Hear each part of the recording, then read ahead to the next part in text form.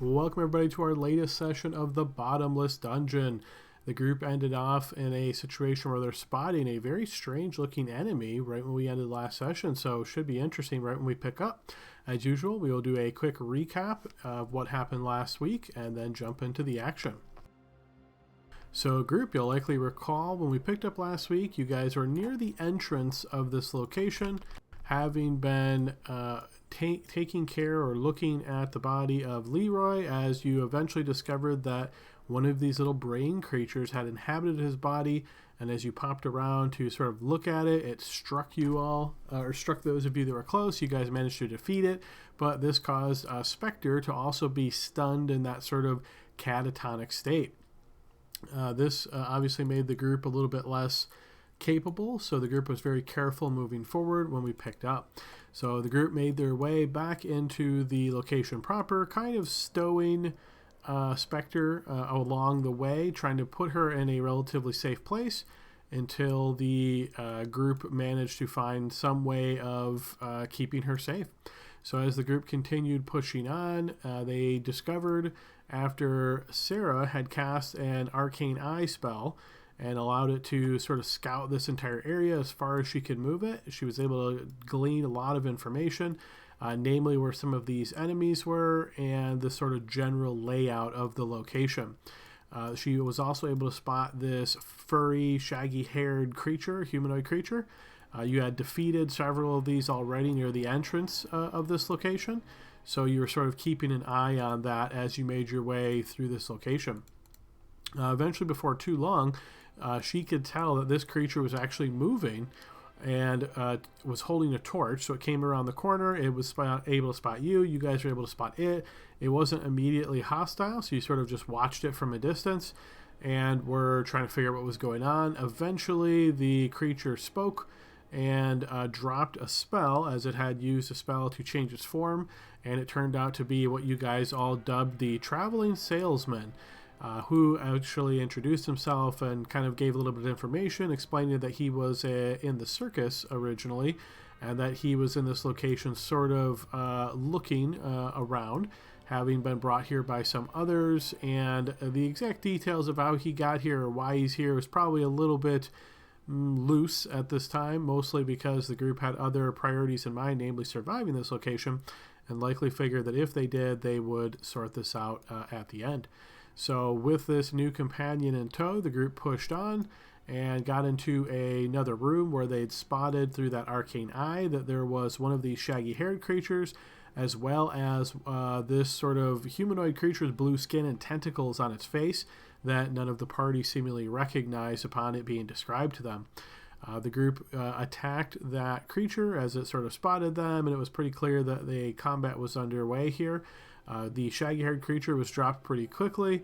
The party then engaged with the purple creature, and it was using some of its mind powers trying to strike out at the group, though perhaps some of the group was familiar with it as they tried to split up and not be too bunched together for one of its special abilities.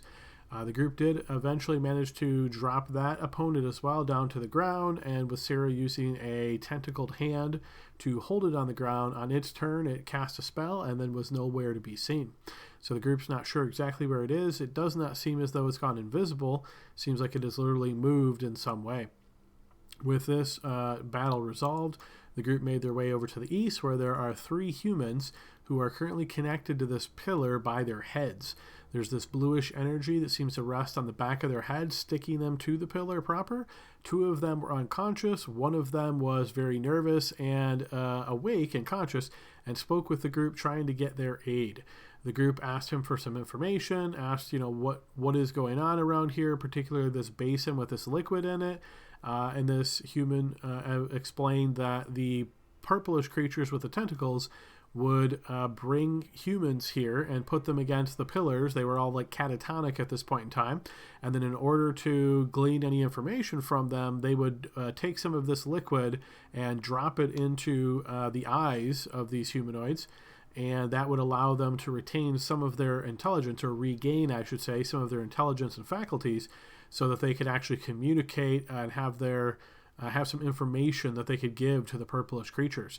This human seemed very nervous, very scared, wanted aid. The group seemingly decided that they would come back maybe, though had sort of a side conversation that because this is the Bottomless Dungeon and this is a scenario that has taken place in the past, maybe we don't have to treat these humans as real people and don't even have to save them because it doesn't really matter. So after that conversation occurred, the group kind of moved on with that human sort of shouting, yelling, crying for assistance, and the group kind of told him, just quiet down, we'll come back for you later. So they moved on then and decided to head to the west where there was a door. This arcane eye previously had spotted this, but it was impassable. There was no way for the eye to slip through it, and the eye was just halted there. So the group made their way in that direction, spotted the door, and when they approached it, it wasn't obvious how the door was opened. It seemed like it was very sealed from all sides, the top, the bottom, and so forth. But there was, after a bit of investigation, the ability to determine that there were 4 sort of indentations near the mid-center of the door.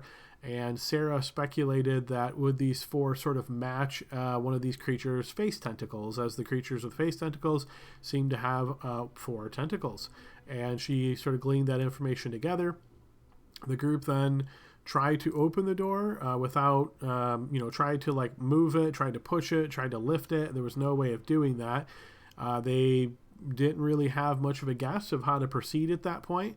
We even threw them a free intelligence check to see if maybe one of their characters might just recognize it, but unfortunately, most of our characters are not rolling with particularly high intelligences, and nobody was successful with that. So the group ultimately decided to make their way to the northeast, where they know there is this floating eyeball creature with a bunch of different tentacles coming off of it, thanks again to that arcane eye, and with the thought that perhaps if they defeat that creature, they would be able to maybe take some of its tentacles and try to use those to open the door, I believe was the idea here. So they made their way up and around, and that is where they spotted the creature. Also, backing up a little bit, I recall one spot that I missed earlier, which is as the group was first making their way up before the first battle, the group did spot this pillar with the purplish energy on it, originally spotted again through that arcane eye. And as the group approached it, and sort of investigated it, trying to determine what it was. It was hard to say. They noticed that there are these shadows moving through the pools of this viscous liquid. Very small shadows would give the opinion almost of minnow-sized creatures moving around in there. And eventually, I believe it was Gale who touched his hand upon this purplish orb and felt hot for a moment. Not so hot that it burned his hand, but felt odd. And as he pulled it away, he could see that his hand was sort of withered and dried out. Not so bad that it's going to have any mechanical effect. This is mostly a visual thing. And I believe somebody floated out there the idea of the hand was aged or something along those lines, though there's no confirmation of that being the case. So yeah, that's where we left off, group. That was a quick recap. Is there anything I missed that anybody would like to add? A pretty important one, that they used that liquid that we found in the interrogation room to bring me back. Of course, and I left that one specifically off the recap just for you, Spectre. So go ahead and take inspiration. Indeed, yes, as Spectre was Thanks, bud. incapacitated, or stunned, I should say, because of her previous encounter with these little brains with legs. Yes, that liquid was administered, and then the group was able to recover a couple of extra doses of the liquid and contain it in other containers. And yes, Spectre is indeed back to fighting shape, though still has a bit of a woozy, sort of mind full of cobwebs kind of deal. Anybody else have anything they'd like to add? Okay, if nothing else, then group, let's go ahead and get us back over to where we left off. I'm going to go ahead and lock the tokens here. So it looks like they already were. I'll lock the tokens and then bring us over to the map.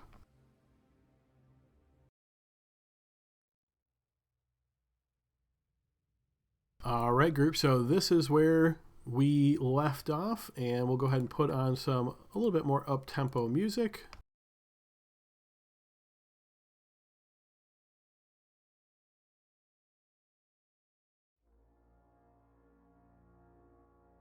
All right, hopefully that works. And yeah, group, so as Gale turns the corner, spots this creature, which the group has been described it before, this floating eye ball, or floating ball with a big center eye and many tentacles with other eyes. All the eyes sort of have this white shading, maybe like cataract eyes, something along those lines. This is where we sort of freeze in time as initiative is rolled. All right, and as this occurs, Albert, as you're watching Gale approach, having climbed the stairs, again, the stairs are where Sarah's at right at the moment. You notice Gale kind of freezes for a moment as he looks in that direction, and you are the first to react.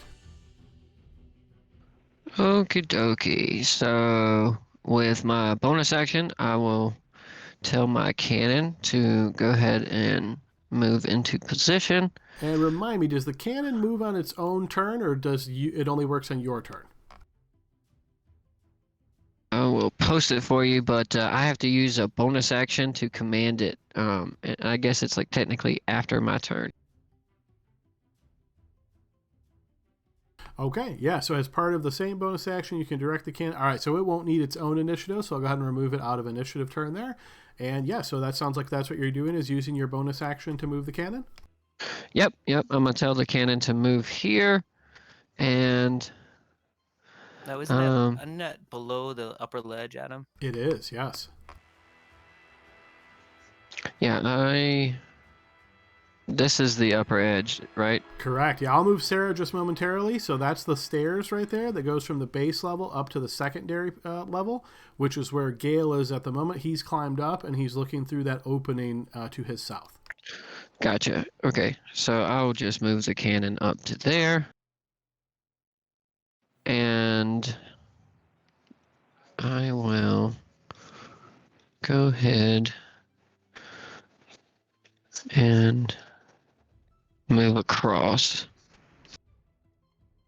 And I am going to dodge for my action for now. Wait for my friends to get up. Okay, next up is Kurtu. Oh my god, I'm gonna kill it in one attack. I know it, so let's go ahead and get there. 20.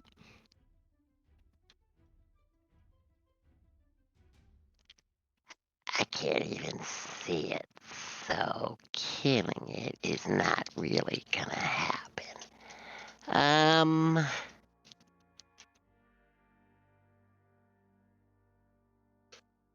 gonna go there.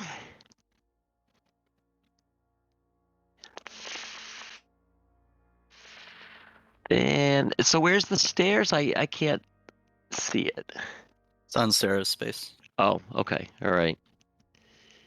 All right. So then I'm going to go ahead and I'm actually going to...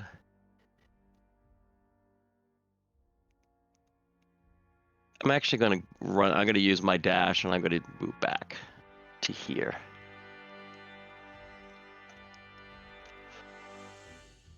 And that'll end my turn. Okay, Spectre. All right. First question, I'm going to ask to be annoying every time. What's the lighting like in here? Only light given off by your companions. So I don't think anybody in front of you has a light source. I believe it's just Ravinda. So let me go ahead and throw an aura on so you can see where her light is. And yeah, mine's dim light, right? Yeah. Yes, the Sword of Gloom only gives off dim light. So that aura that I just put and allowed you to see, that's the bright light, and then dim light would extend another 20 beyond that. Okay. And how high up is the second level here? It's like 12 feet from where you are now. So climbing up the stairs, it's you climb up basically that 12 feet.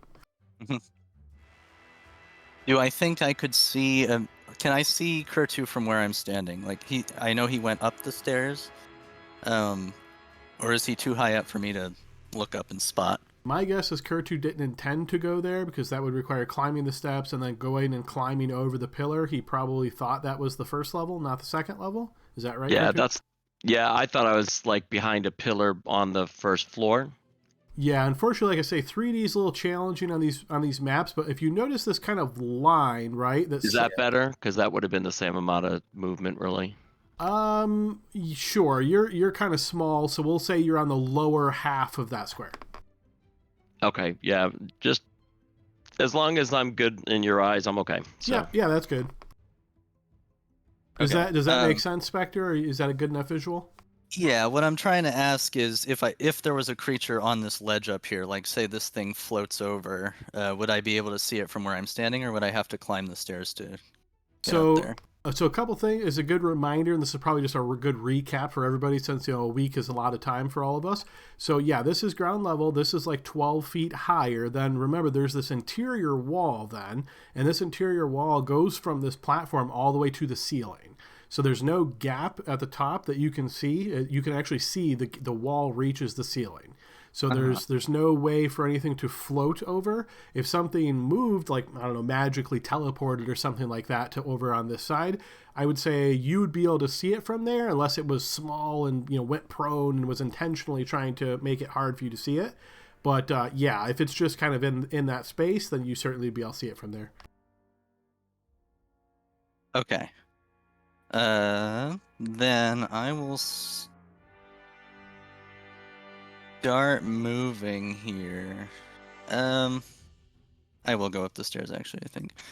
That's not the right move tool. There we go. 5, 10, 15, 20. Can I do that, or do I have to move to this space first? I would say count it as 30, because even crossing the stairs that way would be awkward. So count it as 30 to get there. Okay, 30.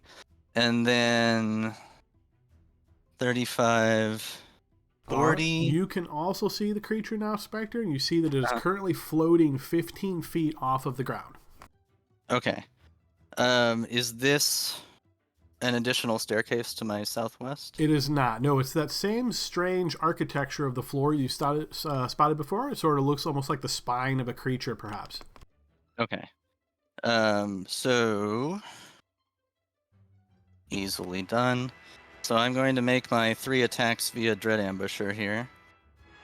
I do not want to be standing this way, so I'm not going to Hunter's Mark this time. And I remember Ravinda cast something on my bow, so it is magical.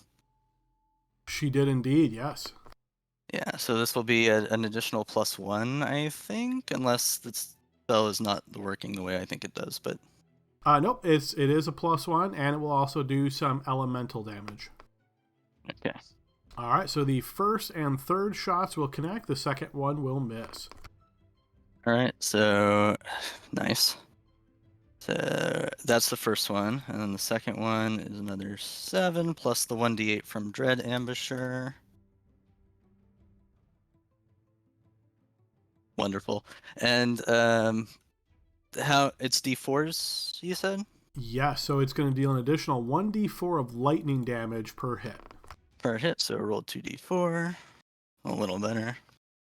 And then I'm going to bonus action Step of the Wind and try to get out of this precarious situation. Oh, and actually, I just realized you have the thing where they can't see you if they're relying on dark vision. So because the creature can't see you, your attacks will be at advantage, which means that second one's going to hit as well. Well, there you go. So there's that, and then 1d4 for the elemental. All Keep it right. up. Have taken that off as well. Yeah, so 3 arrows flash out, all 3 striking into the floating creature. Are you also adding the +1 damage from the magic weapon? I hadn't, but I will go ahead and take that off now. Right, so 3 more. And then yes, bonus action, Step of the Wind, back somewhere safer. 5, 10, 15, 20, 25, 30, you said? And I will go an additional 40 here. And remind me, did we build in a way for you to spend your key on your sheet? We probably did, but I've just been deducting it manually. Okay, as long as you're taking care of it. Yeah, usually it's just easier to click the button so then you and I both know exactly how much you have left, but as long as you're deducting it for now, good enough. There you go. All right, perfect. All right, anything else on your turn, Spectre? That's all I got. Excellent. So Ravinda will maintain concentration on her spell. She's going to come up here. Can't really see anything quite yet, so she will just take a defensive position there. Back off, I say.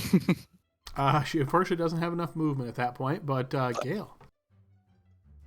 How am I supposed to hit this thing that is 15 feet in the air? I don't know. Okay, so it's very frustrating time for Gale. I'm going to. What if I no?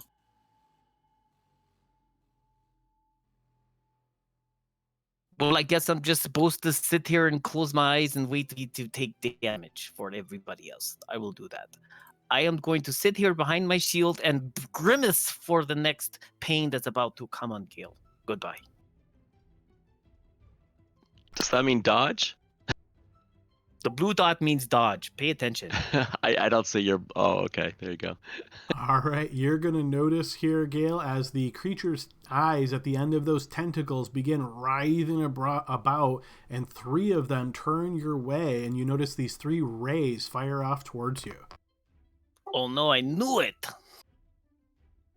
All right, for the first ray, I'm going to need you to make a strength saving throw.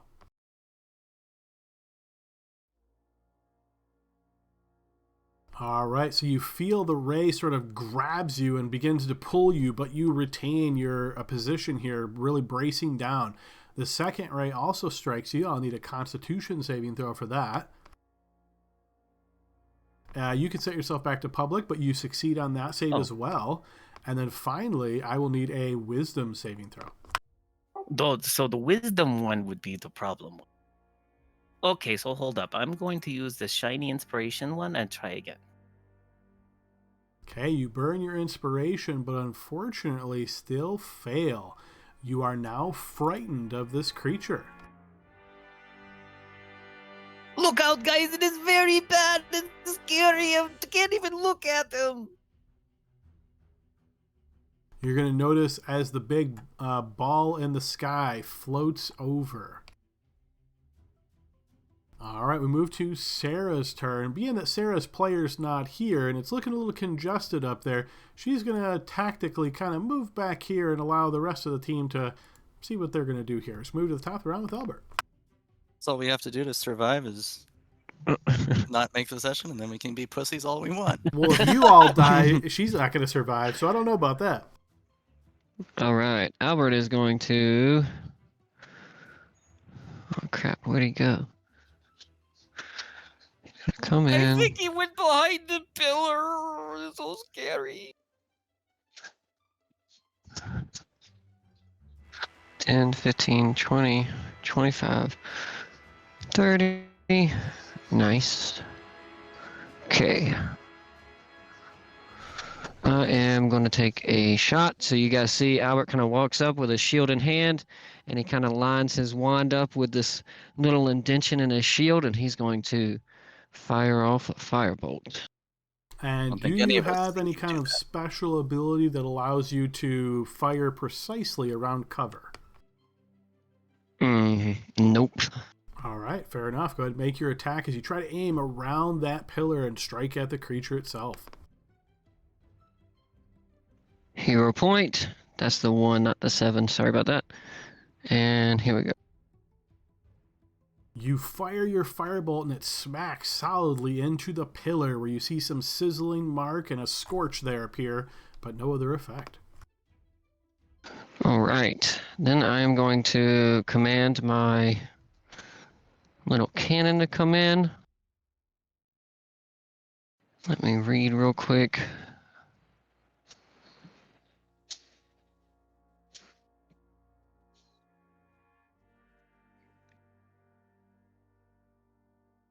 Yeah, it doesn't have reactions or anything like that for the cannon, so it's just going to come into the room.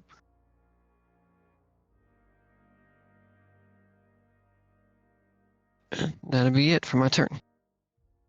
And remind me, when you created this cannon, which type is it? It is the Force Ballista. Force Ballista. Okay, perfect. All right, Here. Kurtu, your turn. All right, Adam, let me know if I'm going to probably take my full movement, so just when we go to the stairs kind of deal. That should be 15. And then it's that basically difficult terrain 20, 25. Is that how If that you're would trying be? to go diagonal from there, count it as 10. Yeah, okay. I'm just trying to go up the stairs. Yep, so right there, you're good. No extra movement. If you move diagonal from the stairs, then you would count that as 10 feet.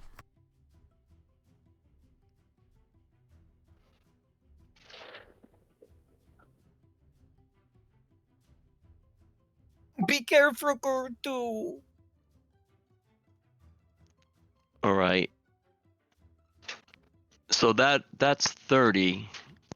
So then I could go in and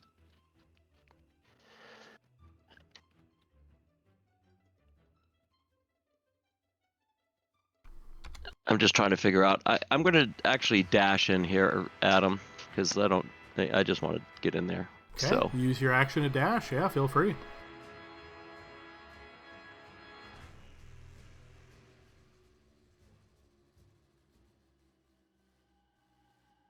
and what is this dot here?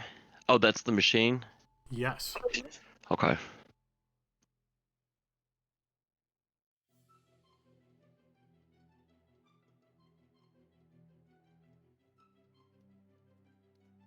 Okay, I'm going to go there. Adam, can you count the steps for me, please? I want to make sure I didn't screw that up. I I will do can't my see part of. best as far as where I Yeah. think you started.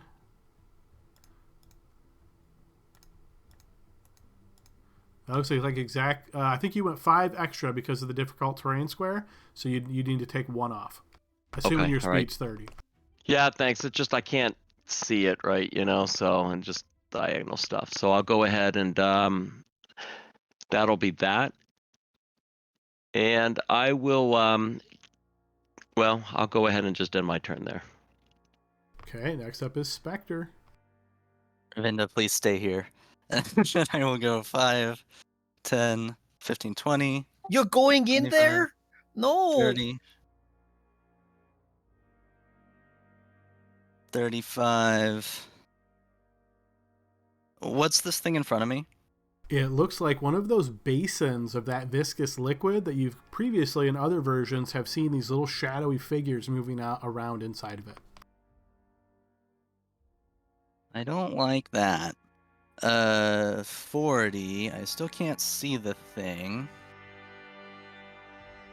Hmm.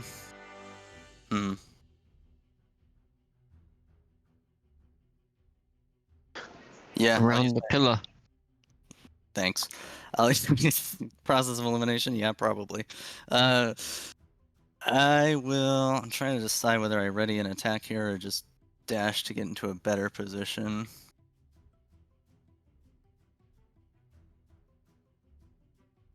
I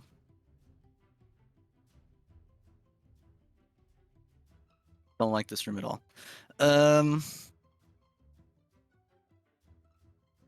I'll ready an attack if I see it come out of cover.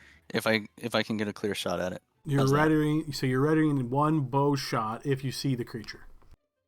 Yes. Okay. Okay, per your instructions, Ravinda will stay here. Gale, your turn. I don't want to do. I don't. Can you skip my turn? I'm too scared. So you certainly can if you wish. As a reminder, frightened only is impacting you while the source of your fear is in line of sight. So unless you can see the creature right now, imagine sort of you have this like frightened in the back of your mind, like you know it's terrifying, but it's not impacting anything mechanically right now because you can't see it. But once I do, I'm frightened again, right? Correct. Okay. I think it's hiding. I'm going to sneak 5. Excuse me, little ballista friend. 10, 15. I don't see it. Is it around the corner, Albert? I'm scared. He gives you a thumbs up. Yes. Okay, I'm still gonna dodge at him. Do I get a chance to shake it, or do I just have to be this way till I'm level 8? Are you ending your turn? Okay, I'll end my turn. All right, you can repeat the saving throw now at the end of your turn. All right, you do indeed manage to shake off the fear at this point, so feel free to remove that indicator from your token. Roger. All right, Albert, you're going to notice the creature sort of floats out lazily at a very slow speed, But as it spots you and also spots Kurtu, it is going to, once again, let some eye rays fly out. So first I'm going to roll the eye rays, and I'll tell you who gets hit. Okay, so 2 and 5 are going to go on Albert, and then a 5 can't be done again. So the last one.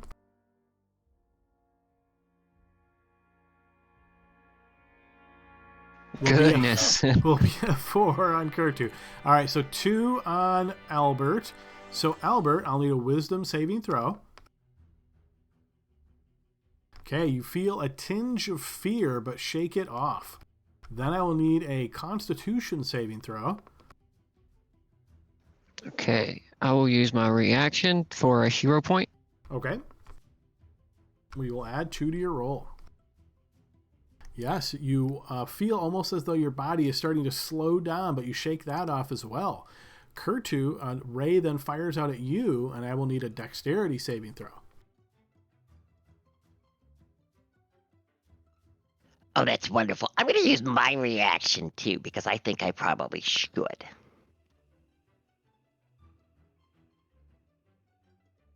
Nice! Oh, that's helpful. All right, and you also manage to avoid this ray that strikes the ground in front of you instead of hitting you solidly.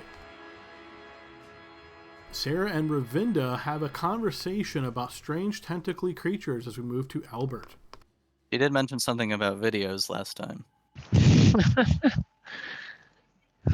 10. Albert is going to move up a little bit, and as he does, he's going to brandish his wand again and kind of flourish it this time, looking over his shoulder at all of his friends, and take a firebolt shot at it. The firebolt will indeed connect.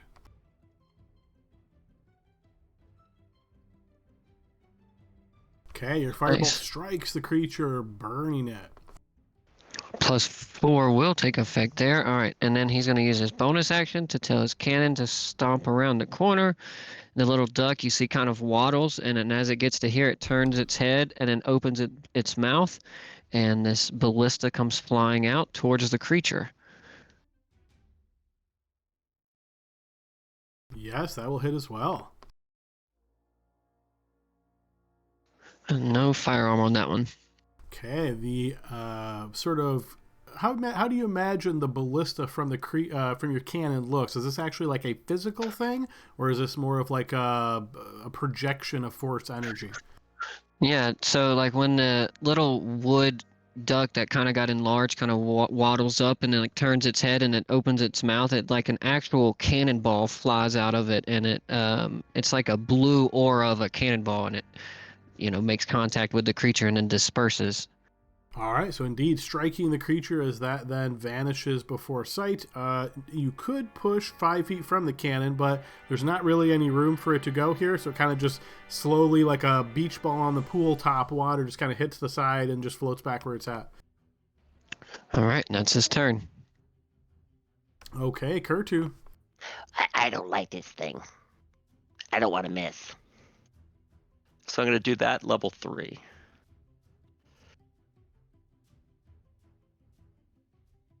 All right, so go ahead and give yourself back the first level slot, and I will consider that you've cast that at 3rd level.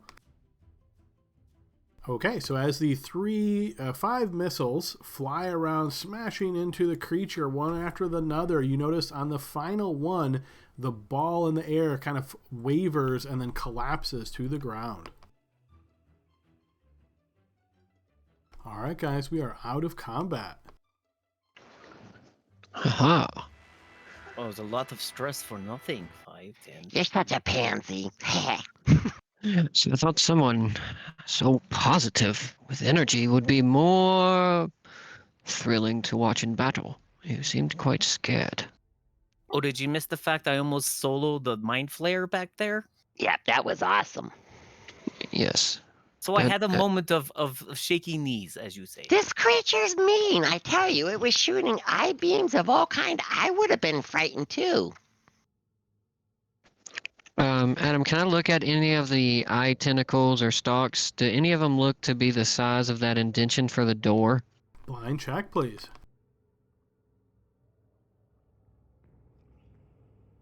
No, they do not, because these tentacles, you notice at least the head ones end in eyeballs, and the tentacle indentation shapes on the door were not eyeball. They weren't circular. They were more just kind of stubby at the end, I guess you could think of it as, from a tentacle shape. So yeah, no, you don't think that this would connect. Now, the tentacles sort of that hang off of its other parts of his body, namely the like bottom tentacles. They're small, but again, if you were to chop parts of them off, you think you could easily shape them to the size of the indentations? Would they go well in stew, Adam? Just curious. They might feature in kobold delicacy. Hard to say. I think I have to put one in a bag anyway, just in case. Well, we should harvest the tentacles at the bottom.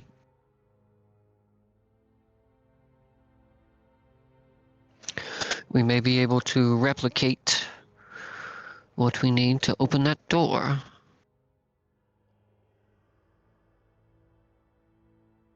Yeah, why not? Good a plan as any. I just wonder why this thing was standing up here all by itself. Is it guarding anything? Did we search around? I told you Sarah. many times, I don't search around. Sarah seems particularly interested in this room and lets the group know she's going to spend some time here, kind of examining, investigating the area. If you happen to find the circle on the ground, she asks that you do not leave without collecting her first, but she wants some time here, so yeah, she's going to hang here. Okay, we'll wait with her, Adam. You certainly could if you wish. Sorry, I get it. Does anybody have a sharp blade? I don't really carry such artifacts with me. Yeah, I got it. So I'll put my bow away and I'll produce the magic-y short sword that we enchanted with the Bottomless Dungeon. And how many tentacles are there? That 4 from the bottom. perfect. Can I harvest them? You can, but you're noticing it's pretty challenging with a short sword, as the blade's generally designed for piercing, and this is more of a slashing kind of thing. So it just takes you a little bit of... Yeah, yep, longsword would certainly be much easier to do so. Yep, I'll do that. All right, you break out a longsword, and sure, you sever off the tentacles more closer to the central body of this creature. So you have like a 3-foot long tentacle that starts really thick at the top and then kind of narrows down and gets fairly small near the end. Here you go, Albert. This seems like it belongs with you. The tentacles seem like they belong with me. Is this a compliment? Maybe. I'll take them.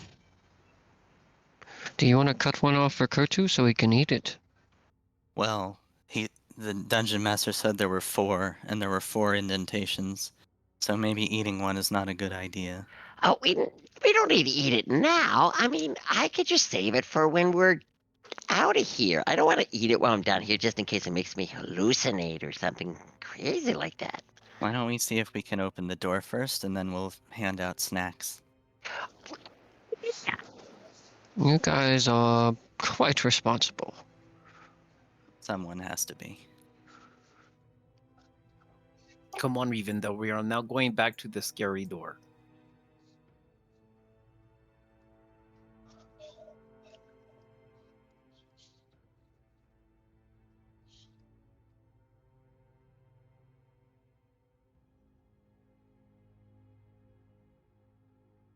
We didn't even search around there, though, to see if there was anything else told to you- find. If it's your idea, then you search around. I am not one for searching. Do it yourself, then, if you want. Okay, I'm marching down the road now.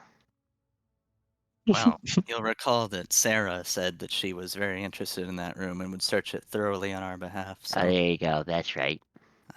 I forgot. I'm- Is it this way? I'm sure she will collect.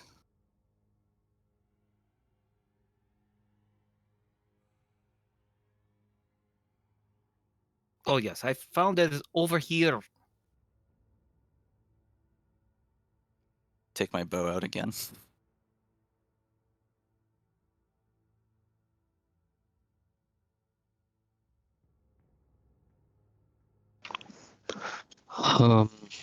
I don't think I need to ask, but I'm assuming you guys want me to try to be the one that opens the door? Yes, that's low man work. Yeah. As the leader, FNG does that work. But I'm here behind you, my friend. Okay, but can you stay that positive if a battle breaks out? The last time I didn't like shaky knee syndrome, as you called it. Just be You know, I strong. don't make you change who you are. Just worry about door. Okay, I will focus my And I attention think here. you're going to do a very good job at it.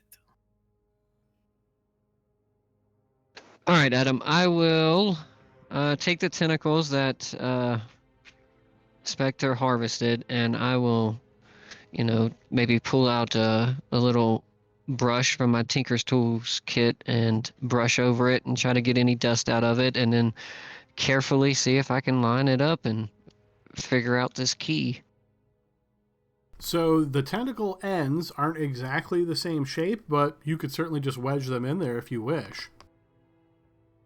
Yeah, let's try. I mean, do I think, other than wedging, do I think there's a better way to try? I mean, one potential option, as you already discussed, would be to cut part of the tentacle so that the exact size of the indentation lines up, because the tentacle starts really thick near the top and then it just kind of keeps getting narrower until it gets to the bottom. So if you, for some reason, thought you needed it to be exactly the right size, you could eyeball it and then measure the tentacle, chop it there, and do it that way. Okay. Yeah, what if I did like a magical tracing? So with my tinkering, I can make static images on things. So what if I took one of the tentacles and I held it up against the size of the indentation and trace the exact parameters I needed, and then brought it back over to someone else to cut who has something sharp? You could certainly do that, yeah. Yeah, okay, so as you're beginning to do that tracing, as you're sort of pressing it up, looking, eyeballing, that sort of thing, Spectre and Kurtu, please give me blind checks.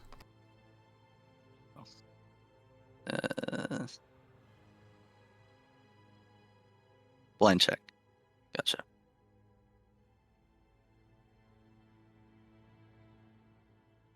Okay, both of you hear the sound of footsteps approaching from the east, and as you kind of glance in that direction, you spot one of these creatures emerging from this area.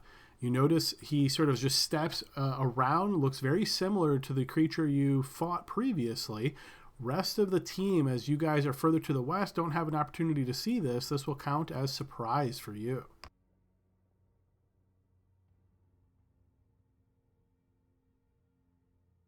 All right, Spectre, you are not surprised. You turn, spot this creature just as it's coming around the corner. It's your turn. What would you like to do?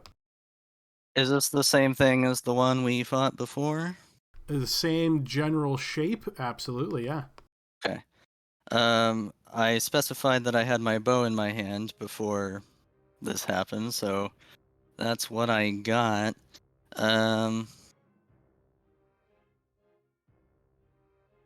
It is the first round of combat, so I'm going to go 5, 10, 15, step out of the light here. Get my... Is he up in any way, or is he on the same level? What's going on here? Nope, he's just on the ground floor. Okay. Then I will take my 3 shots at him from this darkness vantage point.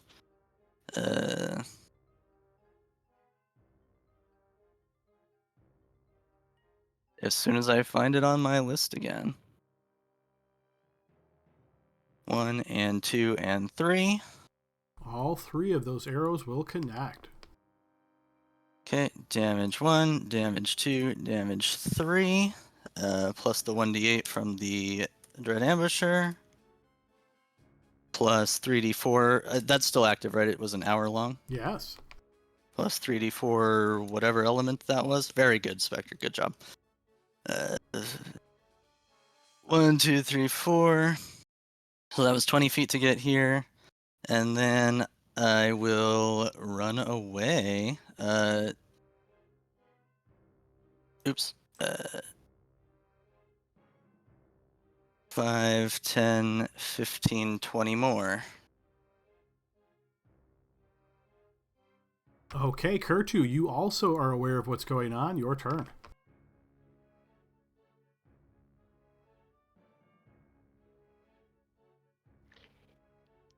One of the creatures is back.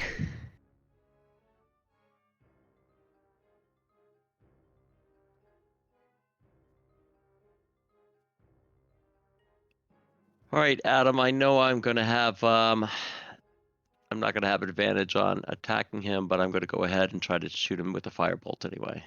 Okay, you kind of turn to that corner there and fire at an awkward angle past the pillar towards the creature. Yeah, go ahead and make your attack.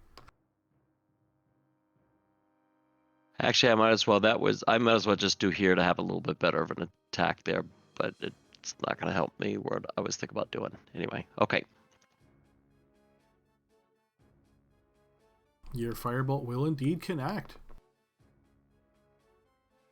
scorching the creature as it burns its chest.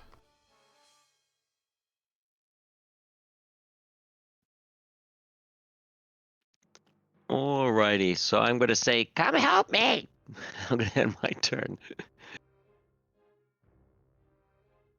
You're going to notice as the creature steps forward into the light, and now that he is in bright light, you can see he is wearing common clothes, almost like a makeshift shirt. You notice his skin is kind of covered with this glistening mucus-like substance, and his flesh is a little different color than the one you saw before. The other one was sort of like a really deep purple. This one's more like a soft violet in essence. As it steps up to here, you're going to notice it kind of looks in your direction, Kurtu, and it is going to channel a blast of psychic energy down the hallway in a cone shape, which goes quite far. So it's going to hit everybody except for Albert and Spectre. So as this cone of psychic energy flashes out in that direction, I will need Kurtu, Ravinda, and Gale to give me intelligence saving throws. Hey, Adam, did he take damage? I didn't see his health bar go down. He did, yes. Okay, all right, thanks. Okay, Gale, you will succeed in this. And Adam, I'd like to use my reaction for a save. Sure, burning a hero point on this? Yeah, go ahead.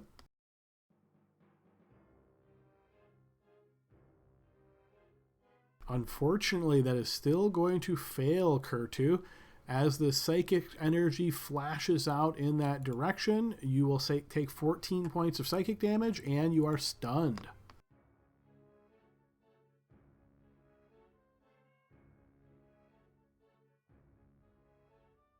Ravinda manages to succeed. All right, Kurtu, as you are stunned and you're like wobbly, not sure what's going on here, you're going to notice as the creature steps forward towards you, its tentacles reaching out and gracefully caressing your cranium. Albert, you are surprised, but no longer. Gale, surprised, but no longer. Ravinda, also surprised. We move to Spectre's turn. All right, coming back. 5, 10, 15. Do I think I have a clear shot on him from here? You do. This is over water, right? Yeah, okay. So I will cast Hunter's Mark as a bonus action since I forgot to do that last turn. That would probably have been good because this looks like it might be a bit of an emergency situation here. Where is my spell page? Listen, it's been a long time since I've had spellcasting. Okay. So Hunter's Mark there. And then I will make 2 shots, presumably still at advantage because I'm not in the light here.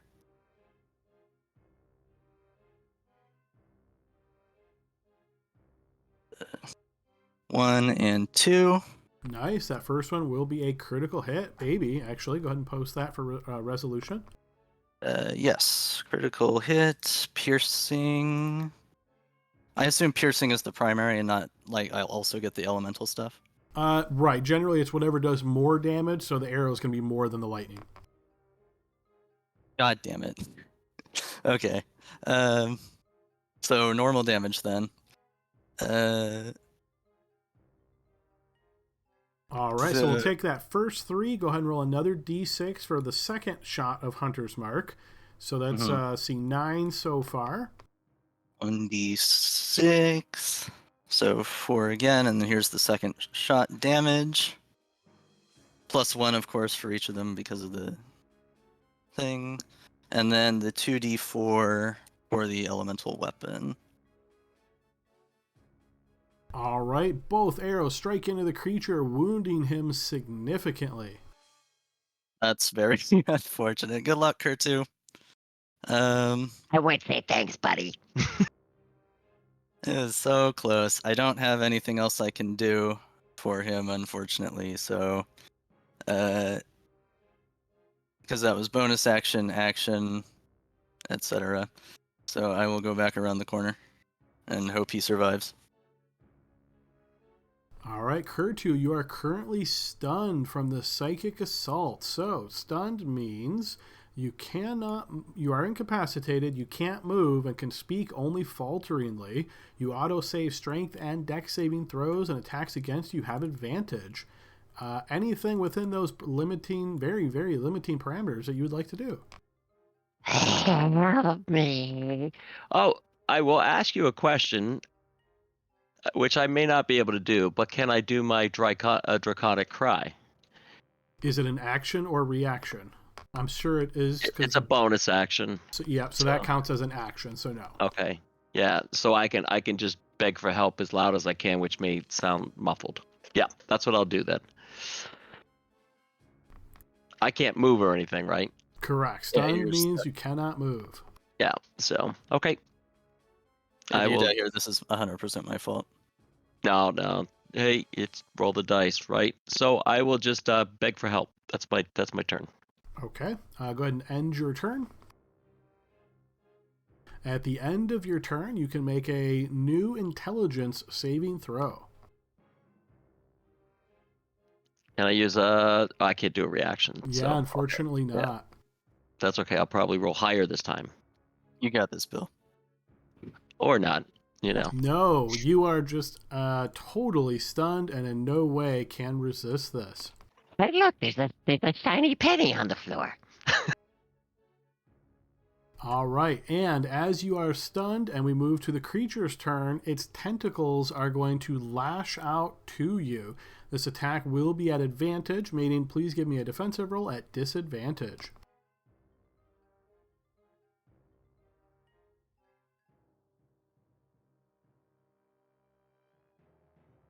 It is indeed going to connect against you here, Kurtu, as those tentacles hit.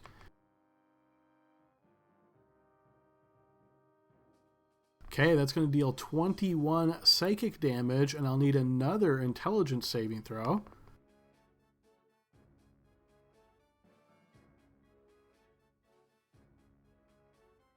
All right, so in addition to being stunned from the blast, these tentacles now have you grappled, and you can feel this almost like pulsing energy coming off of them, interrupting your brain power.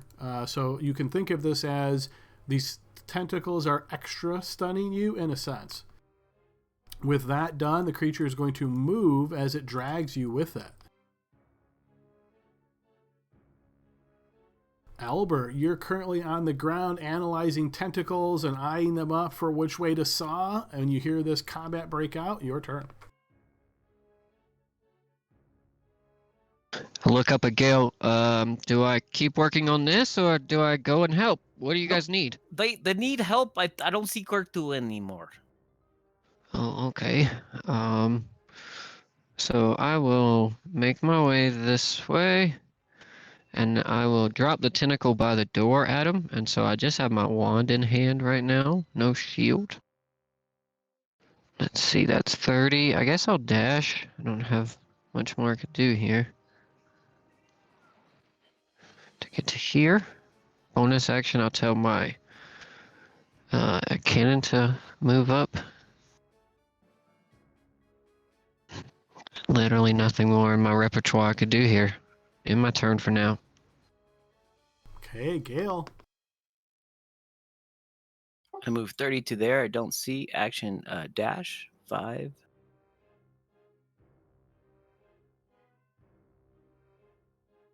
$10, 15, 20, 25. I don't have any more abilities. Do I clog up the stairs? It goes up, right, Adam? It does, yes.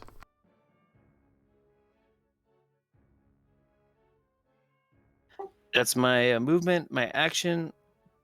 I have no bonus action, nothing, and I'm going to end my turn. Okay, on Ravinda's turn, you're going to see she motions with this stick of ice above her head, and a bonfire suddenly created underneath the feet of the creature. Unfortunately, the creature is not affected by this as it's managing to evade, and we move to Spectre's turn.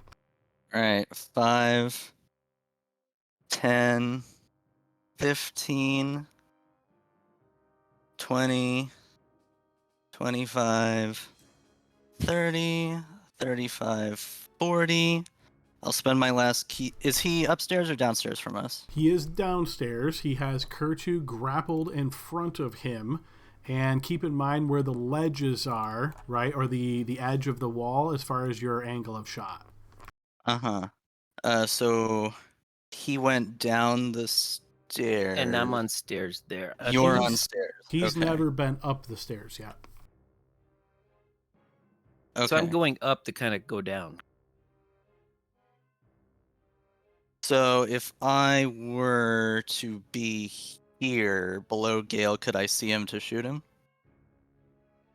No. I think this one spot back is your best shot because it would line up straight with him. Because this thing here is like a pillar, and then this here is like a platform, right? Oh, I understand. And they're Okay. in the tunnel here, in Got it. between the platform and the pillar. That is correct. Got it. Yep. Okay. So if I go here then, so I had that was 30 feet to get here, so I can go here.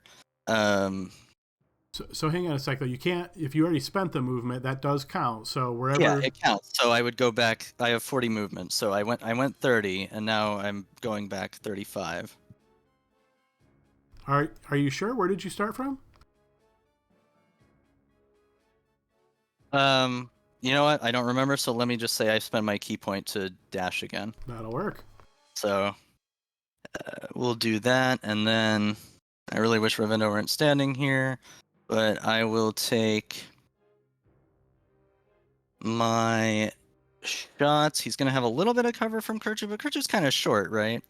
So He is, but he's currently grappled with the creature's tentacles all over his face, and he's sort of using Kurtu as a body shield. okay. Then I will spend a hero point on the first shot here. 6. So, longbow shot. That will 23. connect. As the Pop. arrow strikes into the creature's chest, Kurtu, you feel those tentacles wiggle off of you as he collapses to the ground, slain. And then, do I hear any other, like, quick glance, do I hear any other things approaching, or? You do not. I hope that's not really true.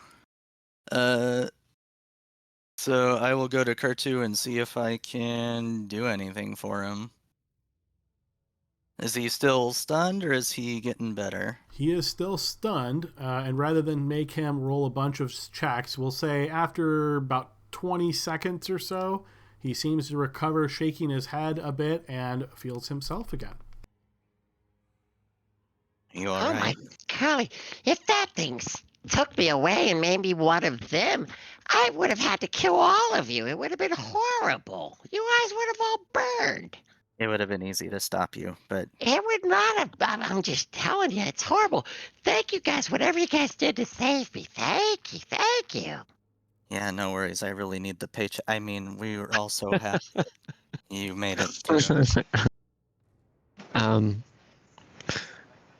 Albert's going to walk around while they're talking and go to this mind flayer, thinking about that other tentacle he has, and now seeing this specimen. Does he feel like the tentacles on this thing's neck/chin are going to be more compatible with that indentation on the wall, Adam? Yes, they look perfectly sized. Okay, he is just going to grab the thing by the ankle and just start dragging it back towards the room. Hey, Adam, does it look like those guys whose head was attached to the wall, to the pillar? It does indeed. Yes, go ahead and take inspiration, Gale, as you recognize the same clothes as one of the individuals who was stuck to the pillar.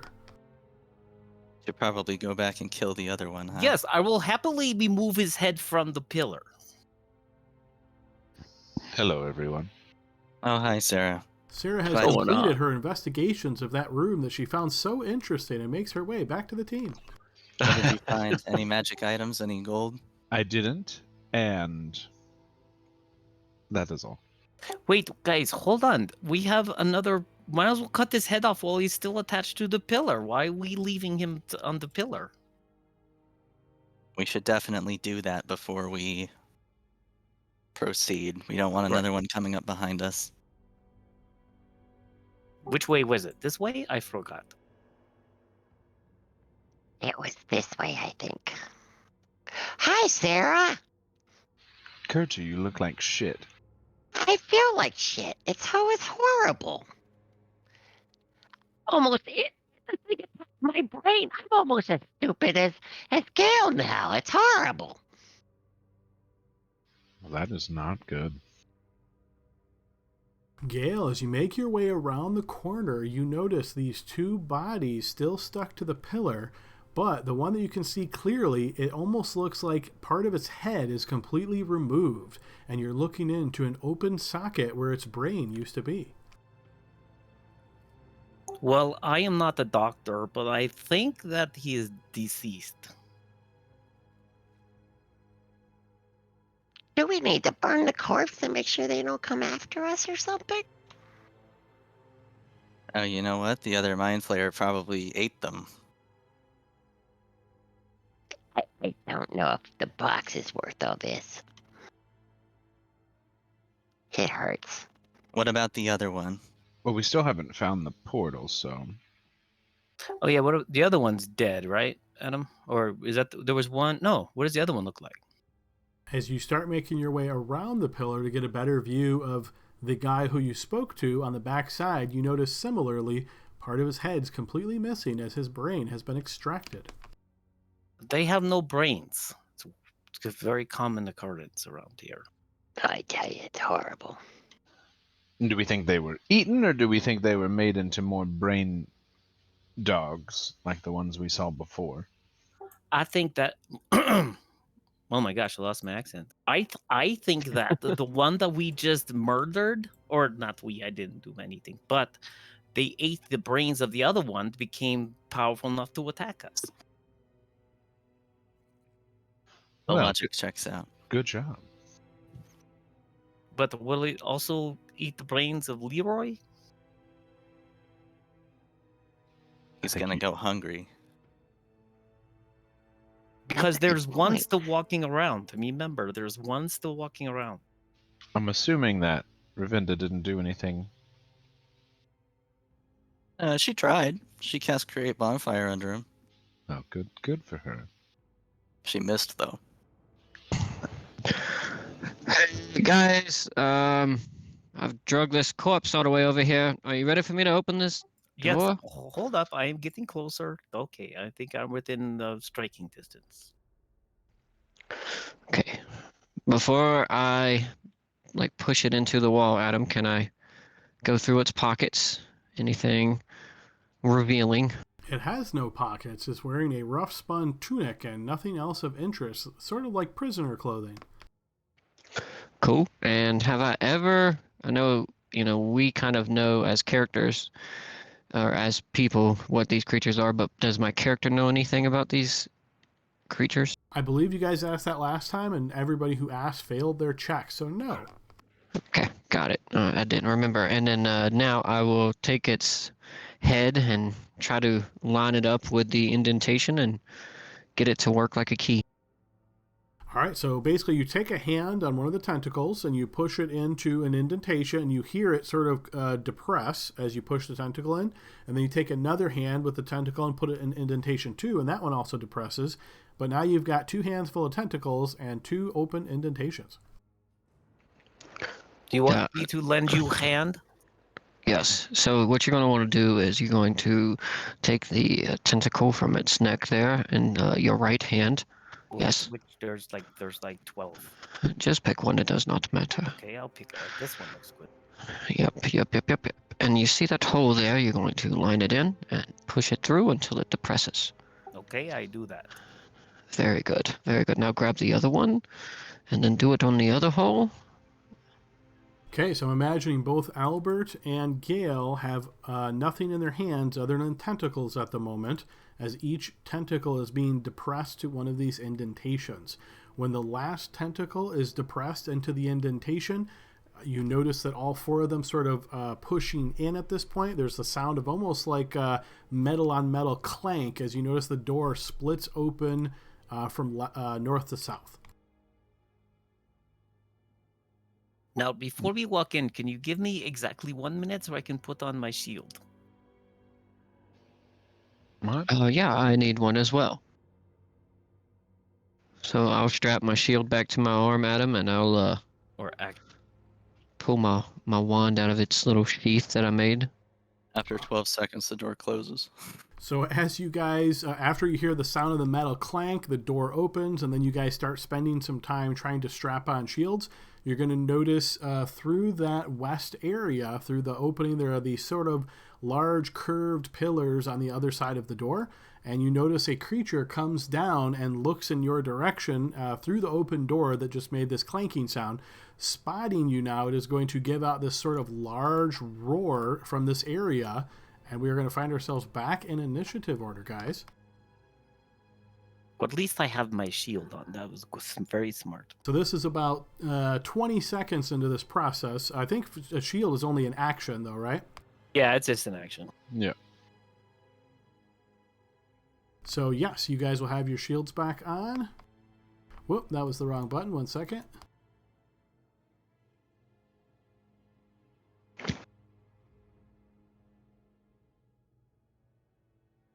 I'm guessing that the scripts crashed. Does anybody see the initiative order on screen? Nope. No, I do not. I see one roll in the chat of 15.1 whatever, but I don't see any. I'm guessing it crashed. 1 second.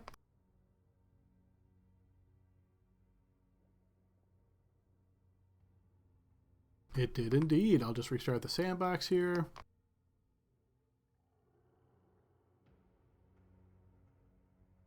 All right, let's give that a try again.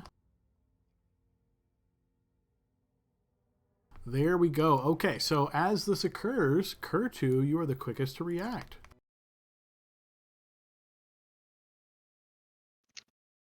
Do I recognize the screaming noise?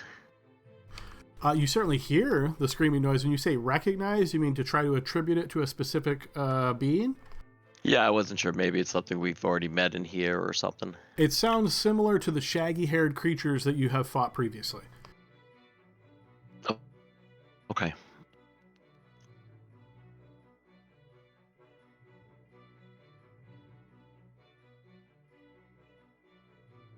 I'm going to go up here, Adam. I will take a ready action if I see an enemy. Actually, I'll just take the dodge action. I'll call it easy. Okay.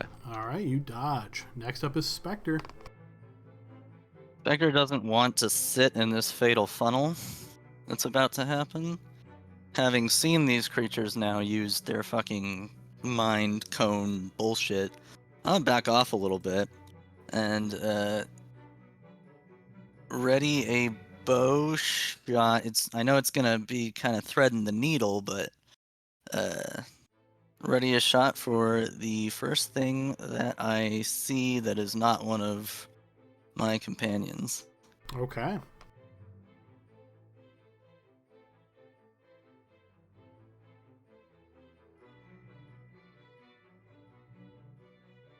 All right, you hear the sound of more roaring joining the first roar as a shaggy-haired creature makes its way around and rushes within line of sight of most of you. Spectre, that will trigger your shot if you like. It actually does not because I only have 60 feet of dark vision. I thought you have enhanced because of the ranger you are. We checked that last time, and I do not. Oh, right, because you're a human with that class. Yeah. Not okay. Gotcha. All right, so he will rush up to there. You don't quite see him yet. See, Ravinda is going to cast her bonfire after she gets a little closer. So yes, now he is in the dim light. That would also trigger yours now, Spectre. Okay. I'll go for it. He's probably gonna have a lot of cover with 3 people in my way, but that's fine. Longbow shot. No, probably not. Will miss, yeah. All right, Ravinda conjures up a bonfire underneath his feet, and sure enough, you notice he starts burning from those flames, licking up towards him, and we move to Gale's turn. All right. Finally, someone's on the ground. 5, 10, 15 to there. And then I will say whacking stick to put my funny icon on my thing as a bonus action. And then I will strike out with my attacks.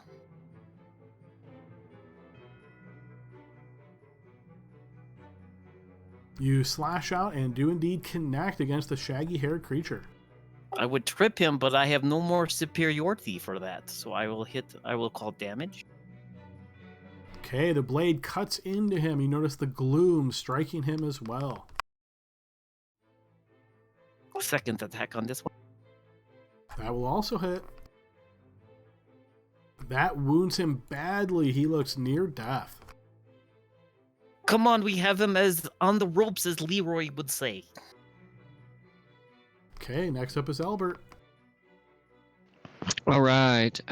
Oh, didn't mean to do that. Closes Sorry. the door and says, Gale's got this. Sorry, it's hard to move without hitting the button. All right. Adam, I could see through these on both sides. Are those big enough for someone to squeeze through, or what's You would the have deal to with those? basically be tiny size to squeeze through there. You know, like maybe the Okay. size of like a brain with little legs. I gotcha. And then so here is I can get to this space though, right? Because the pillar doesn't take up this space. You can, yeah.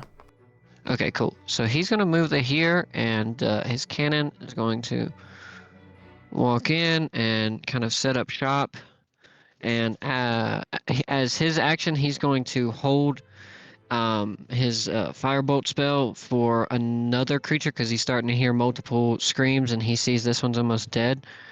So he's going to hold his action for anything similar to this guy coming down the hall. So that's what he'll do there. And then he'll command his little rubber ducky cannon to fire off a shot at the creature that Gale is engaged with.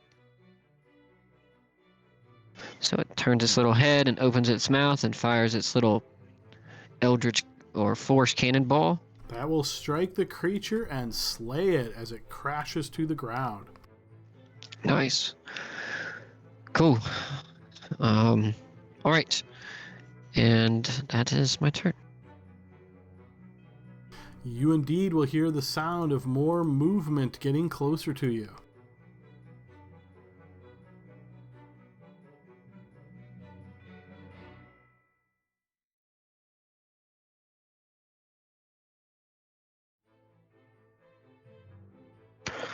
Nice. Can I take my held action as this one gets in my face? You can, yeah.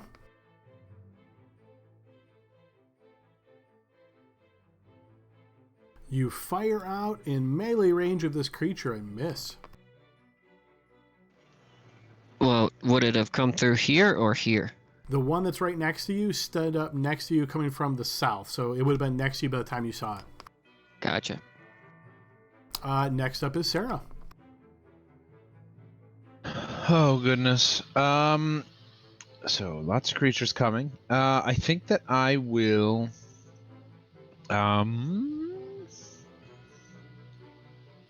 I will try to mitigate some of the encroaching horde. kind of bringing my hand up and dragging a claw down, ripping open a familiar-looking vortex filled with milky black tentacles and slurping sounds. So I will need the AoE token, and I don't know how you get it to be a 20-foot radius, but The easiest one there is to pick Fireball from the Smart AoE. Just don't trigger anything, but that will allow us to see the radius. Have you used Smart AoE yet, Chase, or do you want me to walk you through the steps? Nope. Yeah, I haven't done it. Okay, so just make sure that your token is selected, and then over in the list menu, you're going to find different macros called cast dash and then a spell name. Find the one called cast dash fireball, and with your token selected, click on the little die icon just left of the word cast dash fireball, and that will pop the targeting icon on right up on your token and allow you to move it around to show the radius that it's going to affect. Okay, I can't move it. Let me double check.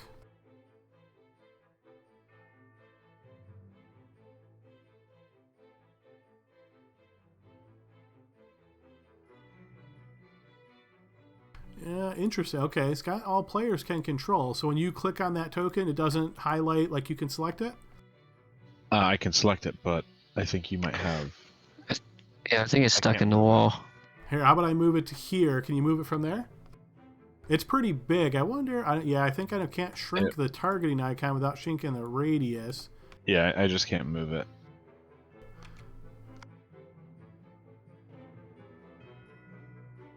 Okay. It's probably not letting me move through walls. Yes, I'm sure that's what it is. All right, so give me a point with your pointer tool where you'd like to center this. Here, I'll draw it.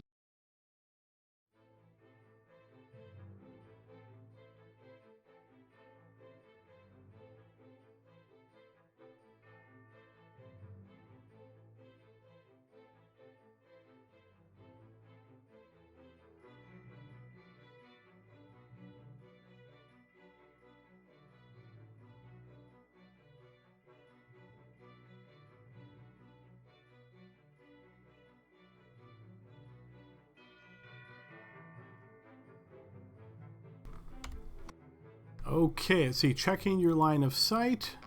Yeah, it looks like you can get right about there. Sure. All right, and this, what spell are you casting for this? This is Hunger of Hadar.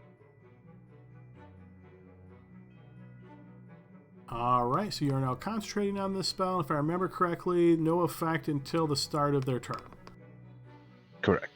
Yep. If they start there, it's auto 2d6 cold, and if they end their turn, it's 2d6 acid. If they fail a dex save. Okay. Otherwise, it's difficult terrain and darkness.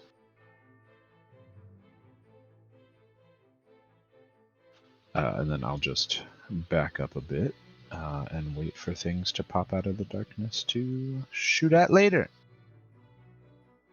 All right, go ahead and roll 2d6 as this one starts in the darkness.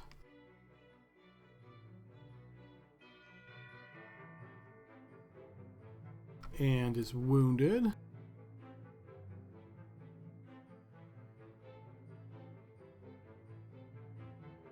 Not going to be able to see what's going on back there.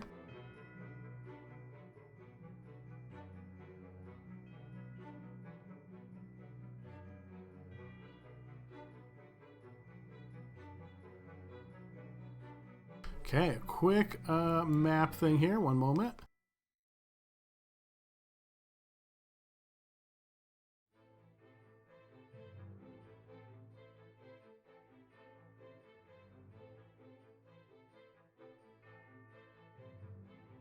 All right, so yes, you're not going to be able to see what is happening back there, so we are going to move to Kurtu's turn.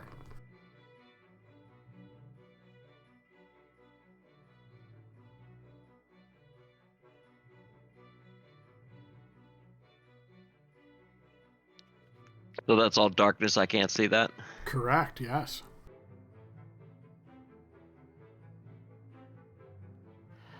so what's going on, everybody? Inside this glowing orb of darkness is a bunch of enemies that want to eat us, I presume. I mean, there are two that are literally attacking right there. Can I tell that it is? Oh yeah. Well, the problem is that yeah. Okay. If you know where they are, you just have disadvantage to hit them. Some of the spells say a creature you can see, so... Yeah. Don't use those. Yeah. Hold on a second. I think for fireball I have to see a spot. Is that right, Adam? That sounds right. Yeah, to be able to pick the targeting spot, I would assume you'd have to see it. I'm not going to cast it. I'm just going to read it.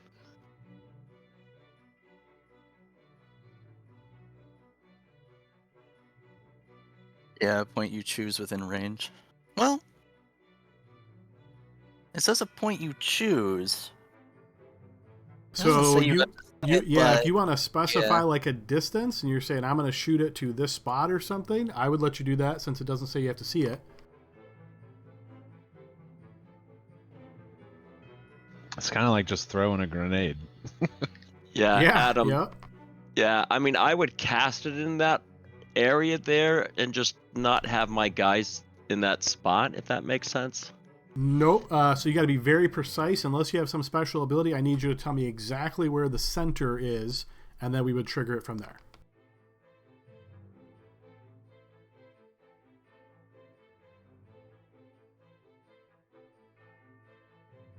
So you do have the ability to do the smart AoE thing, and hopefully if you're out here, okay, so that's where you want to center it?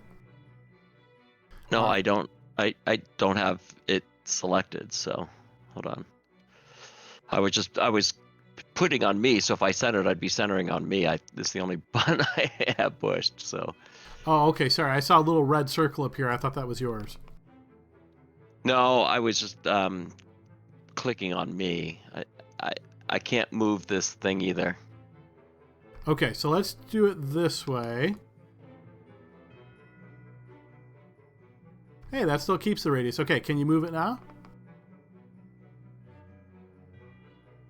No, I can't move it because I can't move through the wall there.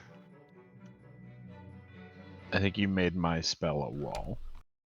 Okay, so let's see. So where you're at right now, I'm just checking. This is where we get in the fun of all the different overlapping things. So I'm going to move this out of the way. So from where you're standing right now, Kurtu, you obviously can't see through the pillar, so you're not going to be able to shoot a fireball that way. So you would have to take this line here or here, like this area. You would be able to shoot a fireball somewhere in this direction.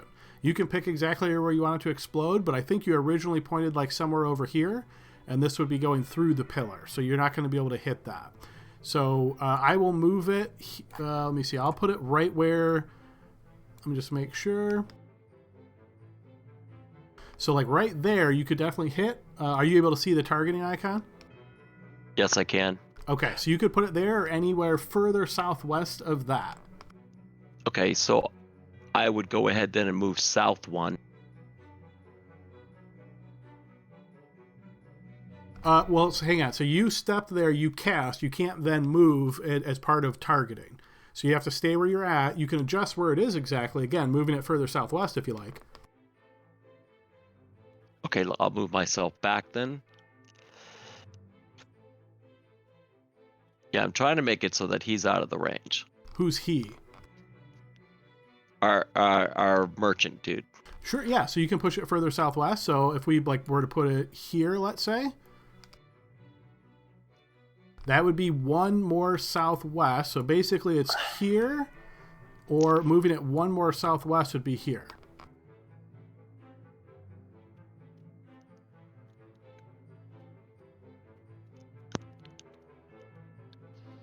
Can you target this spot right here? No, I can't. There's not a line from this corner to Kurtu's corner that's not impeded. No, it goes through the pillar. Cool geometry, though. Okay, yeah, Adam, if that's the furthest I can do without getting Mr. Top Hat, that's where I'll hit it. Yeah. Okay, so let's see. You're not even probably going to be able to click this for trigger all, but let's see. Are you able to click it and choose trigger all? We'll see if that works.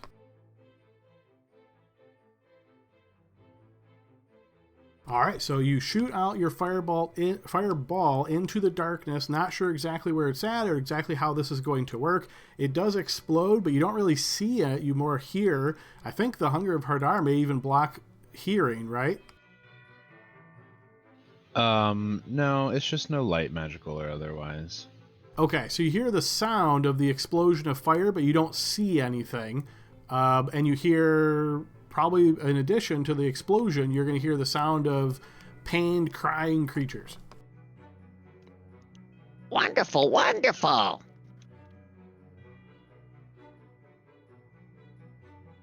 And then I'll just go there to end my turn. All right, and if you end your turn there, next up will be Spectre. Well, Spectre kind of can't do anything here at the moment. So I'm gonna do this. That's not the right tool. Hang on. I'm going to.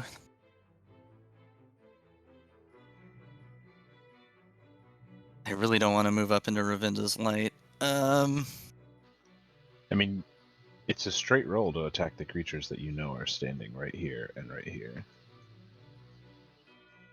Because they can't see you, you can't see them. So advantage, disadvantage, cancel. Am I able to fire a shot at something I can't see, Adam? Sure, you can just shoot in a direction and hope you hit something. Then I will go 5, 10, 15, 20. Try to get a better angle around Sarah here, and I will shoot at this space here, the one immediately into the darkness. Okay. On the bottom side there. All right, yeah, go ahead and give me an attack roll. I will give you an attack roll. And I will be doing that right now. I'm going to natural one it. That will be a ranged fumble.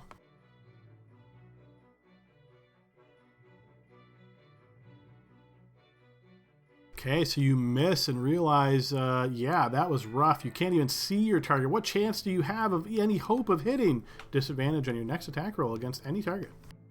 Fine. You already have disadvantage. So I will make my second attack at the same spot. Fumbling doesn't take the rest of my shots, right? It does not, unless it says that specifically at the text. Okay. And I assume I'm unseen because they're in darkness too, so it should cancel again if I understand the rules correctly. That you're going to shoot off. You don't hear the sound of anything being hit, I'll say. Okay, well that's fine. That gets over that thing, and then I will go back to where I was for my remaining 20 feet. All right, this guy is slain, so you'll remove him. Yeah, Ravinda's not really sure what to do here. She is actually going to back up, and Don't come close to me. And then God she damn will it. dash to there. Thank you. Okay, Gale, your turn. What is this darkness? Oh, I'm gonna swing in the area where I last saw the creature, Adam. So is that mean to your southwest? Yeah. Okay. You swing out and your blade does hit something. Go ahead and post damage. Second attack, he's next to me in the darkness. Yeah, it connects with something again.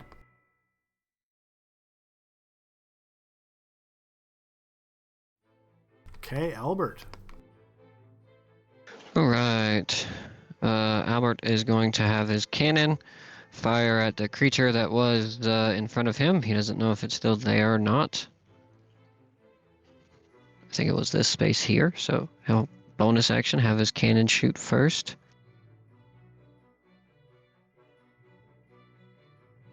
It fires into the darkness.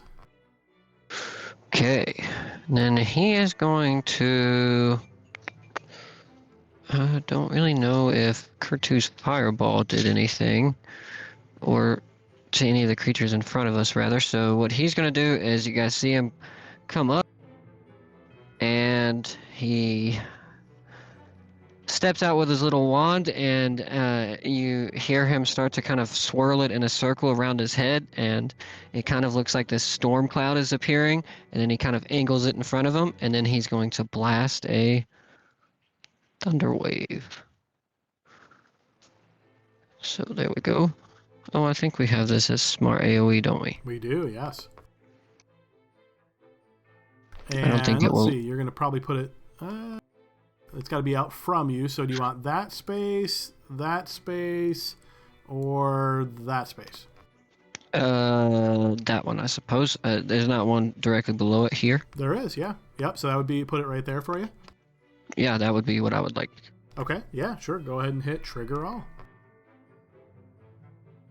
All right, so the first guy is going to be wounded, but not pushed back.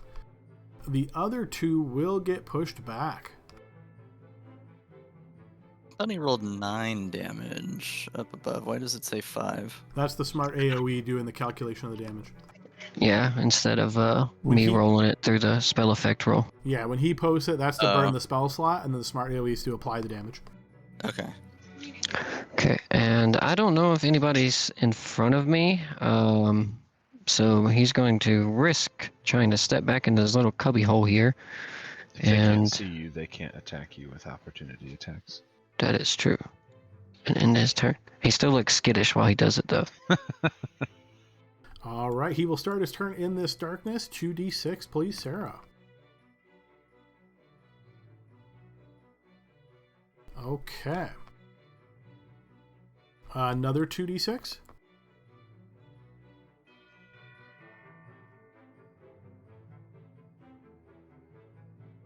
And another 2d6.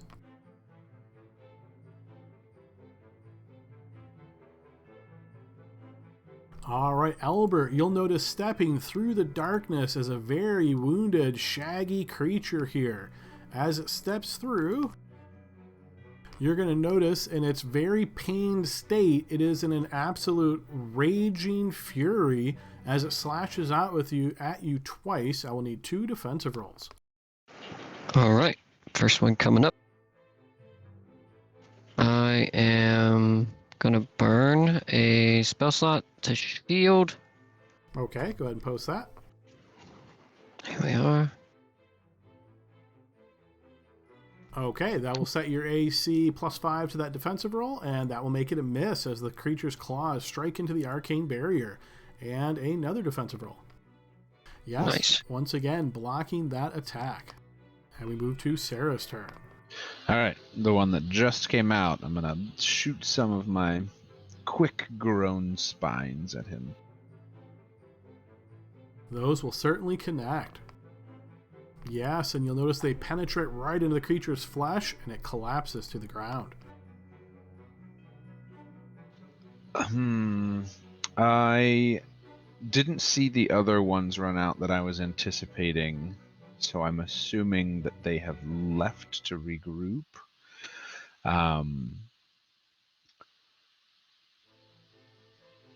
Do we want to... I guess I'll yell out, do I drop it? I don't know, but I don't want to go in there. Keep it up for another few seconds, I guess. All right, I will do so, and then also take a couple of steps back. Do I sense like a cold, like as a warning not to go in there? Just curious. Maybe, yeah, maybe it's like emanating off of the edge. The spells don't really specify, so it's a little bit of a guessing game on those. So Let's say something about like ominous whispers. you hear a for the- cacophony of soft whispers and slurping noises up to 30 feet away from it. I don't know. It kind of sounds like a good time. What are slurping they noise. doing in there? You hear an We gotta orgy. fade to black. Okay, let's see. Kurtu and Gale and Albert, you're going to notice through the little area to the north steps up one of these purplish creatures. And using this narrow opening where you are all conveniently standing in a line, it is going to blast out a psychic assault upon you all. I will need intelligence saving throws. Gale, you succeed. Albert, you succeed. I'm gonna burn a hero point. Okay, we'll add 5 to your roll. And you will succeed as well. So as this psychic energy lashes out in this direction and sort of rolls over all of you, perhaps having been at the brunt end of this before, you all manage to resist it. Gotta die, you guys. He's gotta die so bad. All right, we move to Kurtu's turn. All right, and on my turn, I am going to cast a first level bless spell on the 3 of us.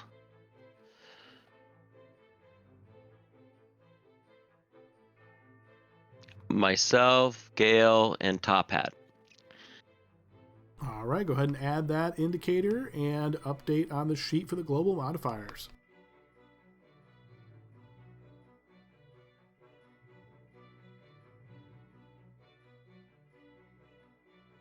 And then I'm going to move back.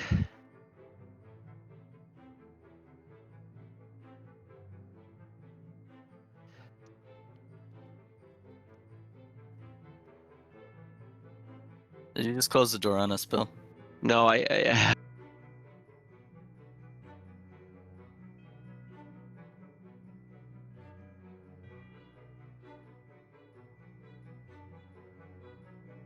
Okay, anything else on your turn, Kurtu?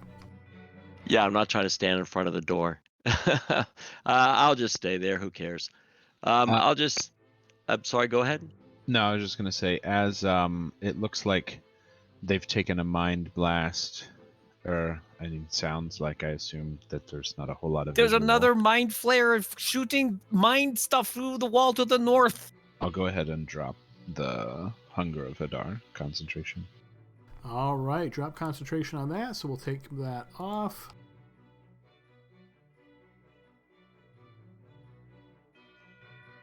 Good call. I was actually going to suggest it at my turn anyway.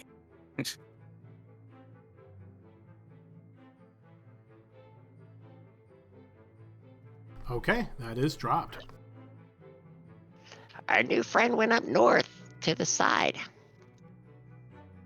To the left. Spectre, it is your turn. Ravinda, please stay here. And I will go 5, 10, 15, 20, 25, 30, 35, 40. I still don't see anything, so I will ready a shot if I see another one of those boys. And Gale is radiating dim light, right? So even if I'm 60 feet, more than 60 feet away, I can still see the area around him. Is that how it works? He is radiating dim light, yes, yep, so you'd be able to see within that vicinity. Okay. So I will ready a shot if I see any hostiles. Okay, you've asked Ravinda to stay here. She will be happy to do so as we move to Gale's turn. Oh, now I can walk in 5 to there. Won't I be see able to one move here. through the pillar, so count that as 10. Oh, 10 to there. 10, then is this, then that would be 15 to there. There are a bunch in here. 15. All I right, so can't- now that you're in the room proper, just to give you a quick FYI, again, I know 3D sometimes is challenging. This is ground floor. This is a set of stairs that gets you up to the second floor. You're also going to notice additional stairs over here that will get you up to a tertiary floor.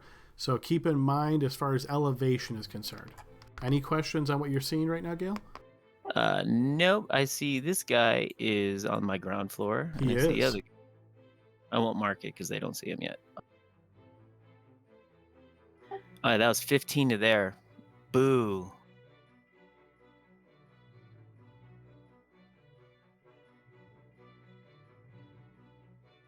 I'll say that the I'm calling him a mind flare. I'm not supposed to, but the guy with the stuff on his face is to the north. 15, 20, 25, 30. And then I will dash.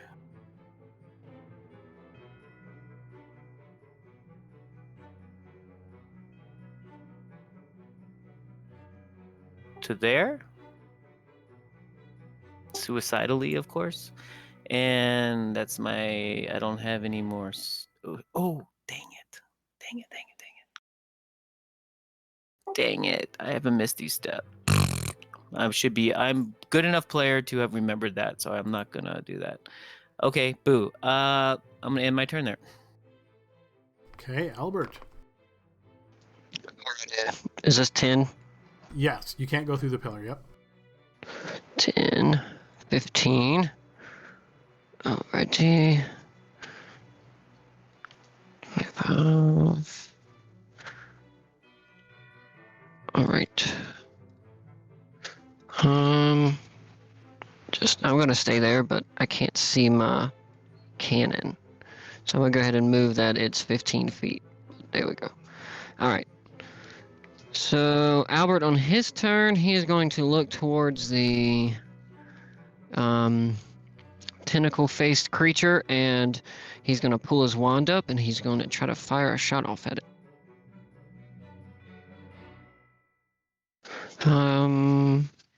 I got 4 hero points. Let's throw one on there.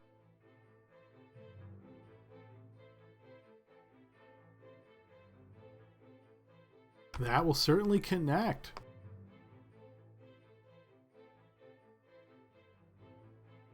All right, the firebolt smashes into the creature, singeing part of his garment. All right, and then the ballista is going to take a. I'm gonna point my wand and say, "Fire, Ducky," at this creature there. Okay. I wonder, does my bless pass over to the cannon? Oh, for sure. I think the cannon's the one that makes the roll. You just do it for it, right? It depends Yeah. on how it's worded. Sometimes it says you make, and sometimes it says the cannon makes. Well, whatever. We'll take a shot first, and then we'll look real quick. Make a ranged spell attack originating from the cannon. So the cannon is not blessed, right? But you are making the attack. Roll the d4. I don't think that would apply, but let's just see if it would even matter. That will miss. There we go. Ta-da! All right, we move to this guy's turn. He is going to make his way down now that he has the opening here. He will rush up, and he is going to slash out with a couple of claws at you, Albert. I can see him because it's within 60 feet, so that triggers my ready to action. Okay, sure. Bow shot. Bow shot. God damn it. Go ahead and roll another range fumble. Does fumbles happen on reaction? It Or does, only on- yes. Okay, well, there we go. All right, you've spilled your arrows all over the ground. So now, in order to make shots with your arrows, you can either use interact with object to pick up one arrow at a time, or you can spend an action to essentially fix your quiver. Of course. All right, so as the creature comes down, it slashes out with its claws towards you here, Albert. Twice, 2 defensive rolls, please. All right, I will shield one more time. Okay, that will once again strike into the arcane barrier. And a second time. Okay, this one is striking off against you, Gale. 2 defensive rolls, please. You managed to evade both of those strikes as we move to Sarah's turn.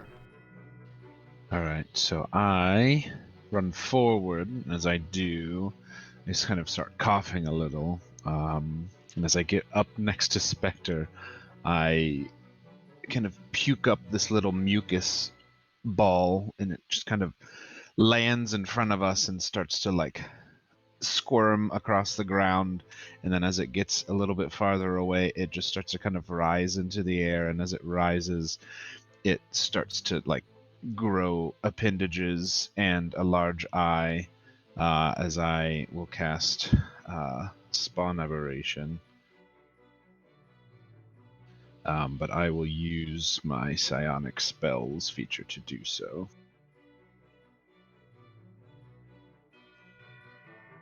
Not that one. It is the Psionic Sorcery feature.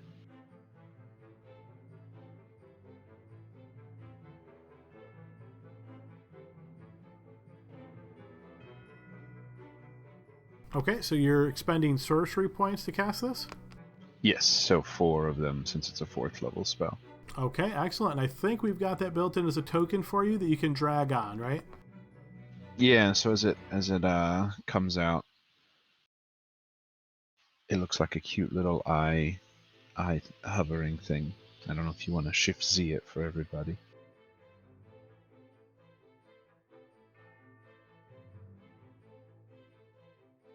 Cute. Look at his It's little adorable. tongue. Oh my god, Sarah's gross. I will use my bonus action then to form a telepathic connection with it, and then telepathically tell it to destroy the thing here.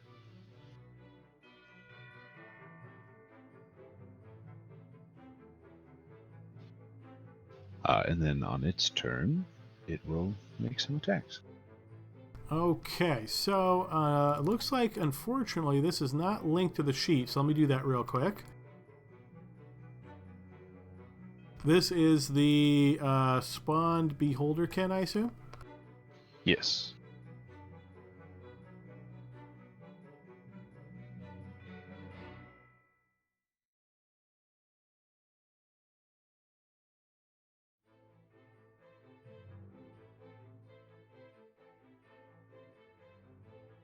Okay, so let's see. I think the way these the way these sheets are designed, you kind of have to manipulate them because they have a lot of the like modifiers and things built in there to let you know.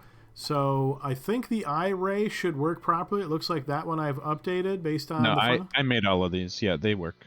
Okay, so just FYI, like I don't see the AC populate because I'm guessing because of the formula and so forth. Oh yeah, those don't work, so I'll just do it manually. Okay.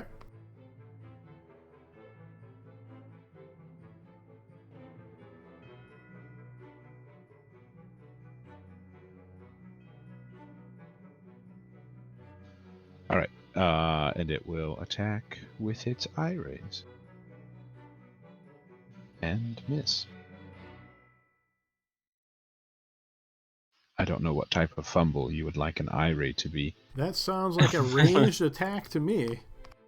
Yeah, It ranged spells weapon its attack. quiver. Okay. It might lose its eyeballs. We'll find out. It might lose its quiver. All right, so it Man. looked cute before, now it just looks really embarrassed. All right, it makes its second eye ray. And I'm sorry, who was the target of this one again? The one that's Just to the west there. Yeah, to the west of the cannon. That one will certainly connect.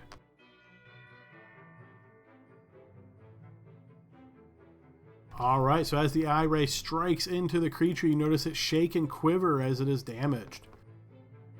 Shit, that's a lot of DPS. DPR. All right, this one's turn. He is going to carefully jump down to here as he lashes out at Gale, striking with 2 claw attacks. Gale, you're hit on the first one. And Burning Inspiration? Okay, sure. Yeah. Okay, that one will miss. Second one will manage to get through your defenses, however, striking you for 8 points of slashing damage. Okay, this guy's turn.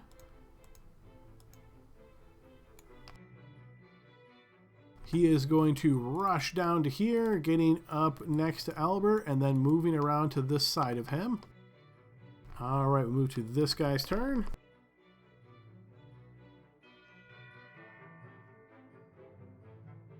Okay, let's see. He is going to...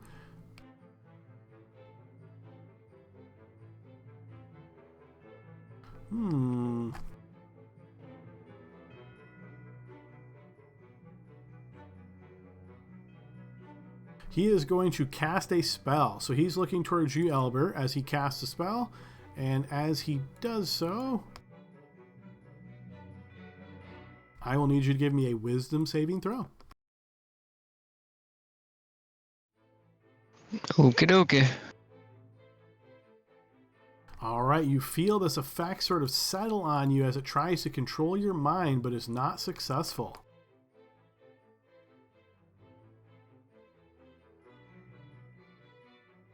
All right, we are about halfway through our session here, guys, and we're at the top of the round, so let's go ahead and pause here to take our 15-minute break.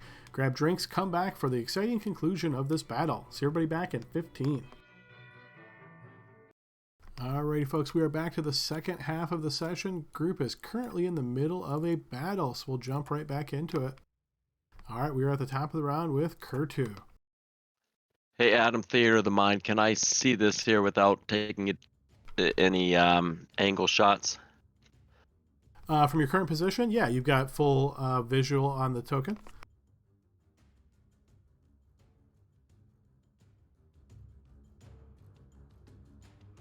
Perfect. I want to bolt him. Your firebolt does indeed connect. And he is singed into a heap on the ground. Score for Kurtu. I'm gonna try not to close the door.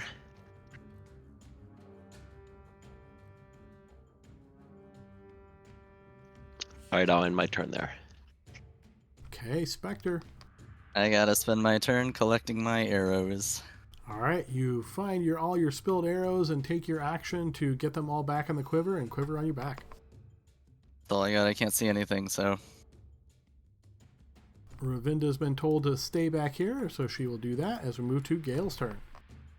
Okay, I will attack the one to my south with the gloom. That will certainly connect. Wounding the creature badly. It will go again. That will hit as well, thanks to Bless. And that is enough to slay the creature. Okay, then I will sit there. I will not move, and I will end my turn. Well, yeah, I like it there. Okay, Albert. All right. Albert is going to use his bonus action to instruct his cannon to move to here and take a shot at the creature engaged with him. So the little rubber ducky kind of stops and turns its head and then opens its mouth and fires off another little cannonball. Which will miss. Okay. So Albert is going to disengage and go up these stairs here and move to here and try to keep himself out of any kind of easy cone, hopefully. We'll see. Okay, next up is this creature, still locked in combat with Gale. It is going to lash out with 2 claw attacks, Gale, 2 defensive rolls. You manage to evade both of those claws, ducking and juking out of the way as we move to Sarah. Alright, we're gonna move forward and see what we see.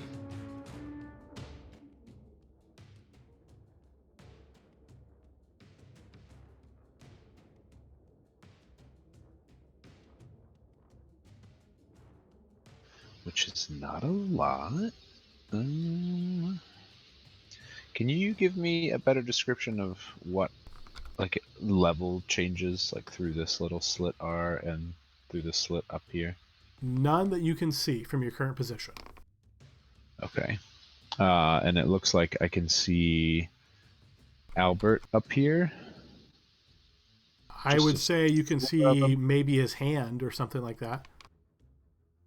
Okay, okay. I will momentarily disappear in a little kind of flash and appear in that square. All right, you go ahead and burn that.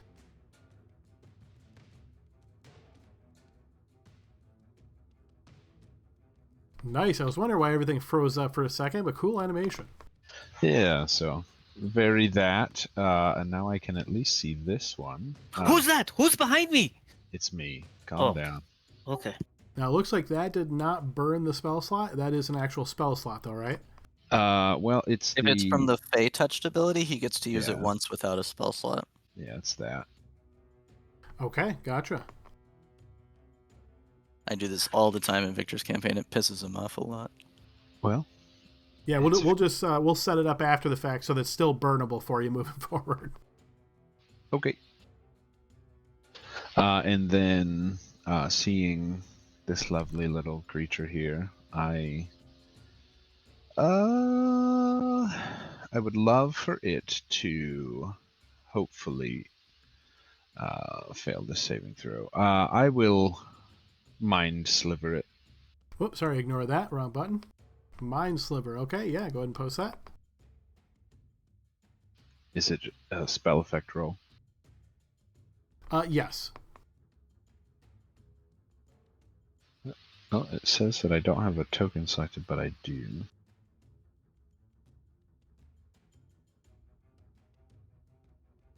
Maybe I don't because I measured things. There we go. Yeah, it works for me when I try. It should work for you. There we go. Okay. 10. It will not affect the creature. Okay, I will mentally command my floating eyeball to get in here and start blasting away. And that doesn't take any kind of action from you, right? Correct. It's free actions, and since we're telepathically connected, I'll just do it there. Okay, perfect. So yeah, get in and attack anything that isn't us or our allies. Will be my mental command. All right, double checking its speed real quick. 30. Okay, so it would move forward to here, and then it will see an opponent to the north. I'll move the dead body out of the way.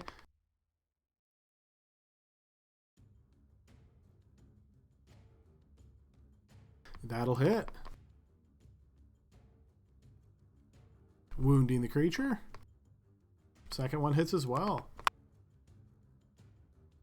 Also wounding the creature.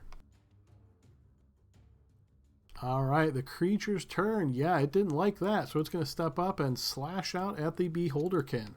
Assuming this is a larger room, it's flying, and it's going to be in a safe spot so that these things can't reach it. So is that what the 2 is supposed to mean, that it's flying at 20 feet? Yes, that's why I put it there. Yes. Okay, so As just in long the as future, just it's- declare that so we know what's going on. So when Okay, we see that, yeah. that makes sense. Okay, Yeah, so it's a he's- flying creature, so it's going to stay as high as it can. Okay, so he's currently 20 feet in the air. So as this guy moves down, he'll keep moving down to there. All right, this guy's turn. He's going to make his way out to here, and seeing Albert up there, he's going to blast out with a cone of psychic energy. And Albert, I will need an intelligence saving throw. All right, here we go. Intelligence saving throw. Let's do. Let's do a hero point reaction, Adam. Okay, sure. Nice. All right, we'll add 7 to that. Yes, you will thing. succeed thanks to that hero point. So you feel it come over you once again, but it has no impact. Okay, top of the round, Kurtu. I know that scream. It's scary.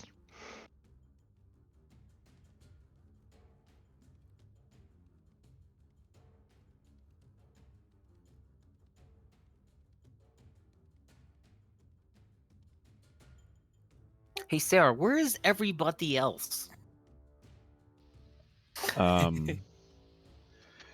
They're coming down the hall, I presume. I don't know. They were trying hit and run tactics. I think they're a little afraid. Oh, okay. Adam, I'm Gee, I going to wonder why. hold hold my action. If I see an enemy, I'm going to shoot it. With Firebolt? Firebolt. Yeah, firebolt. Okay, got it. Okay, Spectre. Alright, I got all my shit back. Yeah, your arrows? Yes. Okay. So I'm going to move forward 5, 10, 15, 20, 25. I didn't mean to do that. 30. We established that we cannot fit through this, right? Not as a medium-sized creature, no. Okay.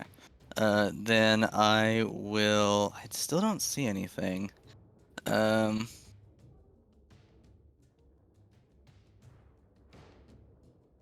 35, 40.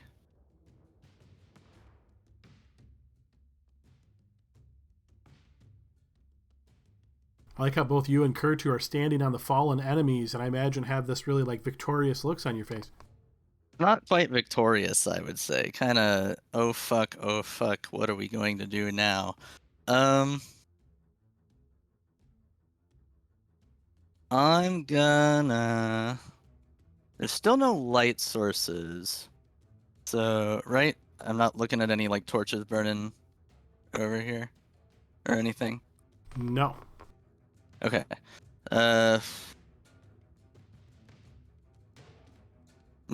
I'm gonna stay put here and ready a shot. I don't feel like running in, wasting my action running in, so... I'm getting there, guys. Maybe one day I won't fumble my shots. So your ready to action is if you see an enemy, take a shot at it, I assume? Yep. Okay, perfect.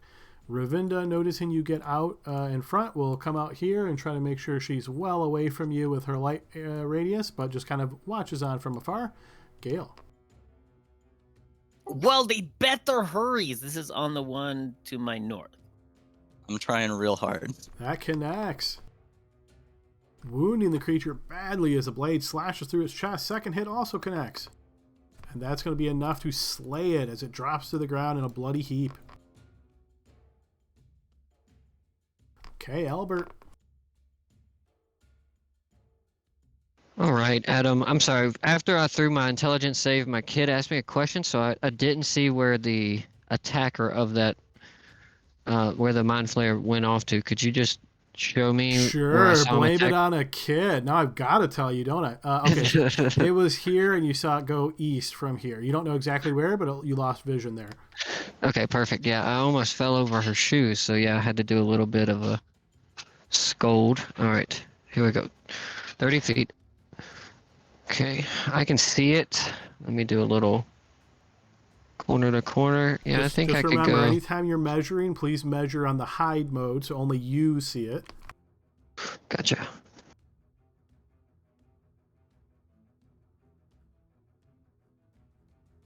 Okay, so bonus action, he's going to tell his cannon to fire at the one beside Gale, the only living one. Sure, yeah, that'll work.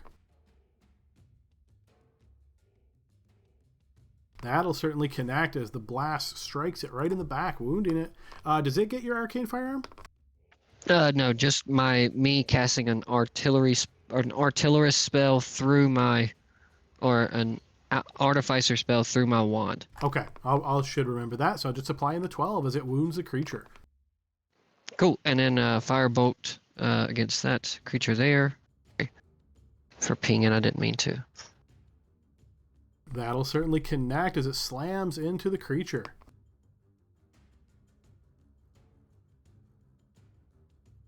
And wounds it. All right, this one's still on his feet, still attacking Gale. 2 defensive rolls, please, Gale. You evade the first one, but the second one does manage to catch you for 9 points of slashing damage. For Sailor's turn. Is this ledge here? How high is it? It's about 12 feet over your... it's about 12 feet totally tall, so however tall Sarah is, 12 feet from there. If I move onto the body of this dead one, will it have cover from a ranged attack? I'm sorry, I'm not sure I'm following. What was that? Ask again. If I move one to my left, will it have cover? I'm I would assuming say from here it does, but it certainly from there... does. Yeah, no, I would say if you move to the left, you're good because there's just a tiny piece of it would touch on Gale's token. Okay, then I will try to shoot some spines past Gale. Nice, that'll be a critical. And it's necrotic. Do I roll a... You do, yeah. So if you click that critical hit button, it'll ask you what is the damage type, and of course you will pick necrotic, and we will see what happens. All right, true crit. Go ahead and post damage. We will take both dice. All right, 21 points of damage. Yes, as a spine punctures right into the creature, badly wounding it. Telepathically, I will tell my beholderkin to finish this one and then start blasting away at the tentacled one. Okay. That'll hit. And yes, that will indeed slay the creature. So I will tell it to kind of go north and help Albert find and slay that tentacle monster. Okay, so it'll move 30 feet. Let's see, what kind of vision does it have? Dark 60. vision, 60 feet. Yeah, so it can see the creature now to its east. Does it get its second attack? Yeah. There we go. The ray fires and does strike. All right, slamming into the creature. Oh, I thought for sure they'd have some resistance to that, but no, it wounds it. Thank you, Sarah. Oh, you still freak me out, though. That's okay, sweetheart. Okay, once again, blast of psychic energy assaults both Albert and the spawned beholderkin. Kurtu, you do notice the creature steps through this very narrow window. If you want to take a shot, it'd be a bit obstructed, but you can take a shot at it. I also had a ready to action. Shooting, yeah, okay, obstructed shot, sure. Kurtu, your shot will miss. Oh, wow. Barely. An 18. Well, we're going to try anyway. That will hit. Okay. 9 plus the 1d4. I assume that's still active. Yep, that is still active. I can type, I promise. All right, wounds the creature. All right, as that psychic blast fires off Albert, I will need an intelligence saving throw, and same for the spawned beholderkin. All right. As before, reaction for hero point. Okay. All right, we will add 3. Ooh, inspiration. Burning inspiration to reroll. Okay. Yes, you will succeed on that. And I think, Sarah, you have the ability to roll a save for the creature, right? Your spawn beholderkin? Yes. All right, go ahead and throw that. Intelligence save.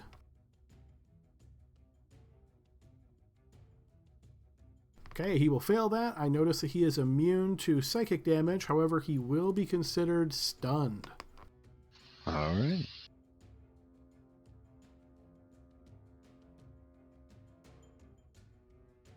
All right, move to the top of the round with Kurtu. So I can't squeeze in that area there, so I'm going to go ahead and move out. Okay. Oh, there's Kurtu.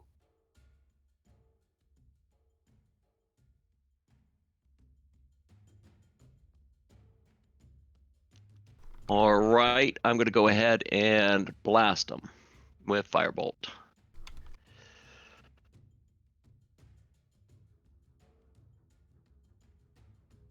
Your firebolt will connect.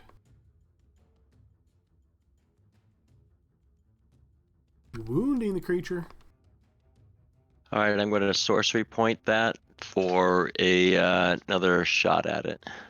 Okay, sounds like a quicken spell. Yeah. All right, you quickly conjure up another firebolt. That will also hit thanks to Bless. And Kurtu, you notice that your firebolt goes right in its face and it collapses to the ground in a fiery heap. And I killed your brother, too. And doing a quick double check, that is all of the opponents that are obvious at the moment, so we are out of combat, folks. Love his phrasing of that. Nice. Nice That work, Kurtu. Great aim. I hated him. Just give me a minute, please. Can I cast this now? Not cast, but do this now? It says bonus action, but second wind. Yeah, you can do actions out of turn, yeah. Okay, cool. I'll add 12. Area of Endo, we're clear. I shall come forward. Good job, everyone. Magnificent display of abilities and useful magical spells. Hey, Great salesman, attacks. you are very good with your wand. Guys, we should keep this one around. And then Sarah had, what is that ugly? You scare me, but that made me sick a little. Oh, this is just a different part of me you haven't seen yet. Don't worry, I'm friendly. Yes, clearly. Thank you. I like you as my friend. What's up here? And nobody died. It was wonderful. Did this thing look like rags like the others? It did not. Do we think it's a good idea to check out if there's anything on this creature's body? I'm already on it. All right. Very cheerfully stomps around the corner and begins to run through this guy's pockets. Albert, you start rifling through his pockets, finding nothing of interest. He is wearing a breastplate, though, but yeah, it doesn't seem to carry any coin or anything else at all. Pretty bizarre that he has no personal effects. I will take the breastplate. Oh yeah, breastplates are good. All right, you spend I think it's like 5 minutes pulling, unstrapping, and pulling the breastplate off. Looking around this room and realizing, it's alien architecture, is there any kind of like sense or vibe as to the purpose of what this room might be used for? Give me a blind check as you look around to see if anything jogs your mind or anything sticks out to you.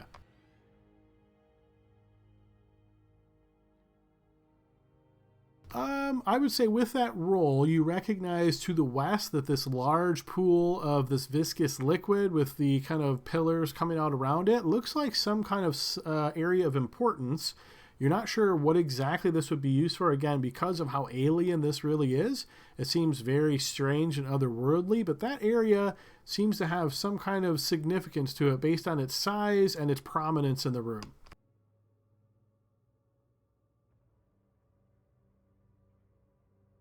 I would say as much to the group. We should be careful. We don't know how many more of these bastards are waiting around in the alcoves. Are they coming out of the pool or something? Where are they coming from?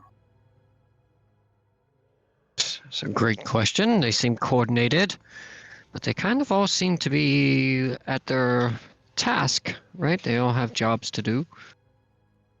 These large statues are similar to the one that was purple in the other room, at least on the map. Do they give the same vibe in quote-unquote real life?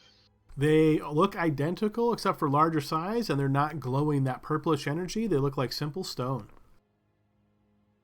Maybe we could grab one of those tentacle hands and put it on it and see what happens. Yes, grab that man's hand and put it on this statue thing. Do you want me to cut it off first, or should we keep it attached to the body? Where's the body? Is he over here? Adam, what is this? It's got this own little area. Indeed, what is that? It looks very prominent. Again, hard to say. This architecture is just so strange to you. It's hard to make heads or tails of this. It's not designed in a way that sticks out. For example, it doesn't look like anything you're really familiar with, but based on these kind of two curving pieces of stone that come off of the wall and the diamond pattern on the ground, it could be some kind of prominence. Hard to say. Can I get a little closer? And I'm sorry. Go ahead, Brian. No, it's gonna be silly, but so you want me to put head on this one and tails on the other one? That's all. Just going along with the theme of these creatures' body parts controlling different parts of these different machines. Does this any part of this over here look to be like maybe a tentacle or hand or anything goes on it to activate it? Nothing that sticks out, obviously. Well, can I spend a little amount of time, maybe, stepping in a little closer and investigating further? You can, yeah. Give me a blind check.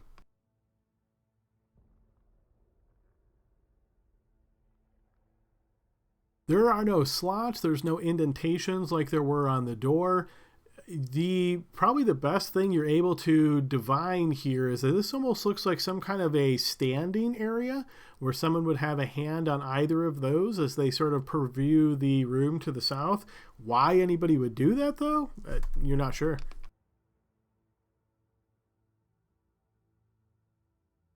Okay, I'll just keep walking around and join everybody. Adam, does it When you say that, does it look like someone could stand here and put one hand in each one of those jugs at the same time? Nope, that would be too far away, but you notice those two kind of pieces of architecture that come from the north wall that kind of look like maybe stone tentacles, perhaps. It looks like if somebody stood on the diamond pattern, they could rest their hands on both of those. You almost get maybe like a vague impression of like a standing throne in a sense. But again, you don't know why anybody would stand there. It doesn't seem like it serves any particular purpose. There's only one way to find out. Well, before you go pressing on anything, Yes. I think I've found something back here. Okay.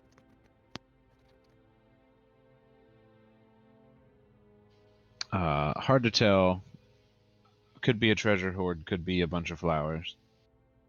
As Let you're me eyeing zoom it, in. Sarah, you do indeed notice what looks to be many piles of coins. And leading up to it, you see a bunch of discarded clothes, boots, odd shoes, maybe a cap here or there. You get the impression that maybe everybody that they've been taken, they're stripping almost everything off of them and putting in this one specific location. If anyone goes in there, check for traps before you die like a moron. Wait, what? I would assume, judging by how things of, I guess, are there like gold things as well? Like stuff that we would find valuable that clearly these creatures didn't find value in? I would say you see so many coins and odd shapes like kind of sticking out of the coins that it's hard to make out much besides just this massive, massive amount of coins. Guys, we need coins to convert our bottomless dungeon artifacts into real Forgotten Realms of artifacts. But how are we going to carry this many coins? You look at my biceps? I've got a magic bag. You Can what? you shoot? I've got a magic bag. You replicate magic item to bag of holding? I did, yes. I've got a bag of holding, and I've got my wand here of magical detection. Would you like me to see if anything in here is magical? Yes, please. That'd be wonderful. And I think Spectre should shoot into the magic too, just in case it's like a magic mimic eating humanoid kobold eating person thing. I'm sorry, what do you want me to do? Shoot the gold. It's incredibly simple. He believes that the gold is some form of creature. Shoot it with an arrow, is what he's requesting. Yeah, before it eats the kobold. Yes. I will cast use my wand to cast detect magic, and that's its last charge. Okay. Yes. Let me just pull the text. I forget what exactly blocks it. Here, I'll post it. Magic. Yep, I got it here. 1 sec. 1 ton of coinage. 1 foot of stone, 1 inch of common metal. Yes, I'm going to say you do not detect any magic. Well, I'm just gonna keep it up, and does it look like if I get onto the floor and look underneath everything, does it look like there's any kind of pressure plate or weight system here? Like if we start moving something, we're gonna get blasted. So you notice that your companion Gale has already stepped past you and nothing bad happened. So you don't think there's anything right in this vicinity. If you want to get closer to the treasure pile and then search, you could certainly do that. Yeah, I will. All right, feel free to move up to where you would like to begin your search and throw me a blind check.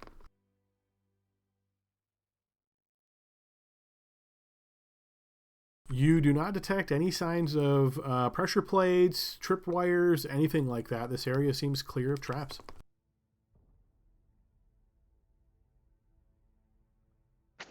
I believe we're okay to take it.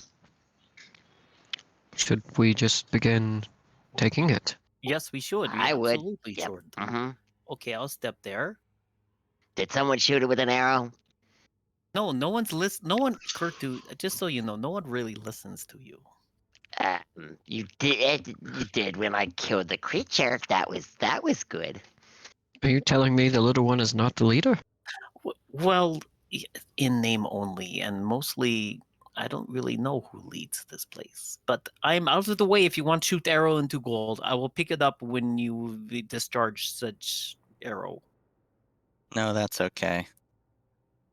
Okay. Now then. I'm praying that it's a mimic.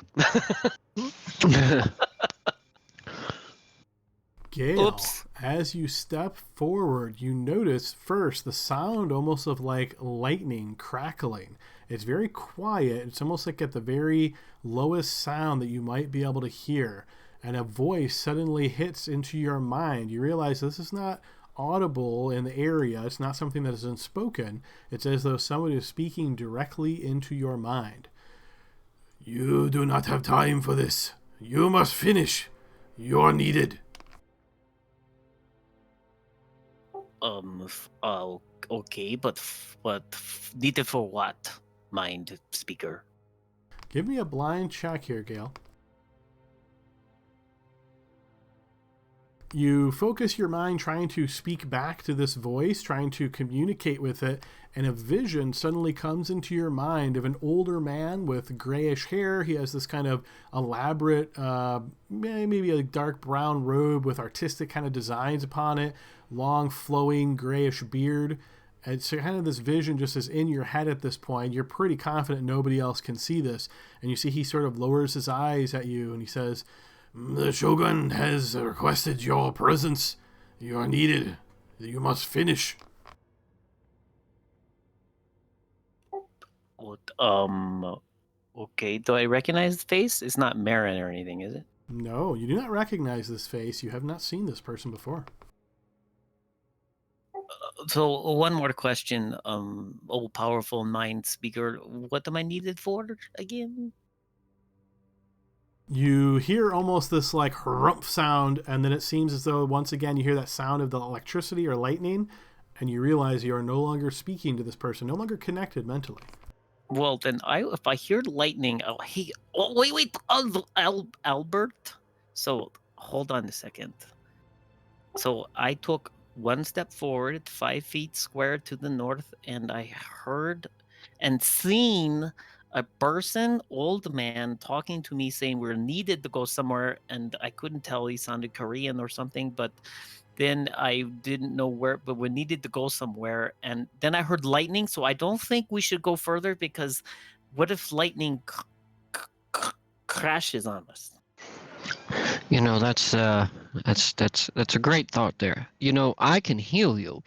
So Oh, if you get struck by lightning, I'll just come and heal you. Yeah?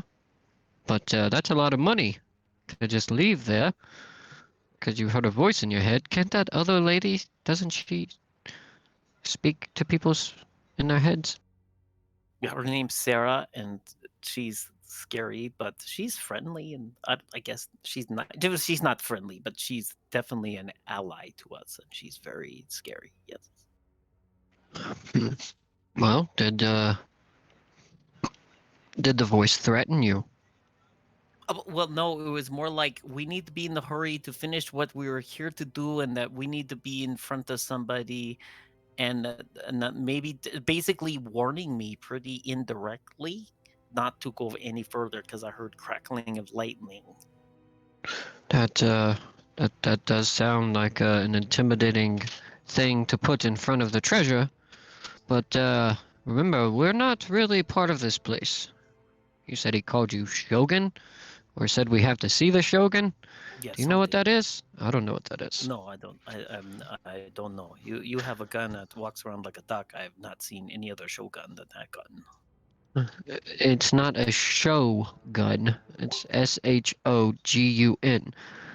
I heard you're speaking common as a second language. You know, I could help you. I almost don't want to do this because I'm risking setting a bad precedent, but inspiration for both Albert and Gale for hilarious roleplay.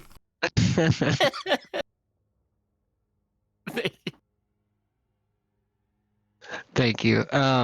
But Albert will say, he says, look, I think most of the stuff here is designed to be part of, I don't think, we're not supposed to be here. The whole Ravinda thing is a bit of a riddle, that's for sure, but not a riddle we should ponder on. However, I personally have not seen a pile of gold that big. Have you? No, never. And I want it pretty badly. Okay, so look, we got two options here, both of which I am excited for. Very thrilling. I can hold your hand and we can walk together. And Oh. if we die, we die. Or I could tuck myself around the corner here and you go. And then if you die, I just heal you. Gentlemen, I don't mean to interrupt, but let's maybe come back for this treasure once we find the exit to this mental The health. problem is we normally have to run through the exit, and we never get to come back for the treasure. Yeah, if you're worried about weight, like I said, I've got a magic bag. But I think I would you're worried mention about that I not have running. Mage Hand, but I'm not going to because you guys don't like Mage Hand, and you don't listen to me talk anyway. So go grab it. Well, that would take forever. You can only scoop 5 pounds, and based on the cubic measurements over there, it'd be... Okay, Top Hat.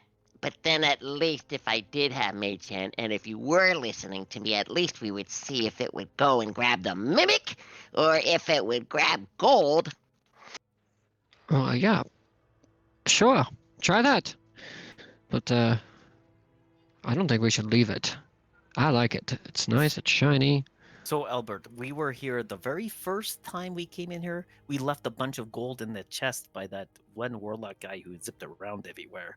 And have not slept since that time. We need gold to convert our weapons and items. So, but maybe I'll step aside, and if Mage Hand wants to do his thing, I'm here to protect Mage Hand.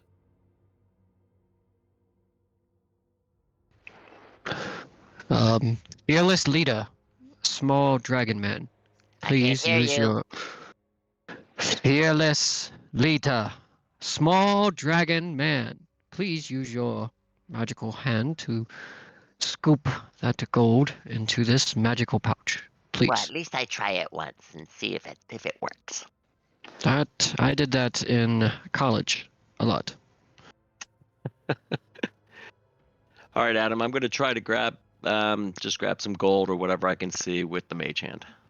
All right, you cast your Mage Hand spell, send it out there, scoop up a handful of coins, and bring them back and dump them into the bag.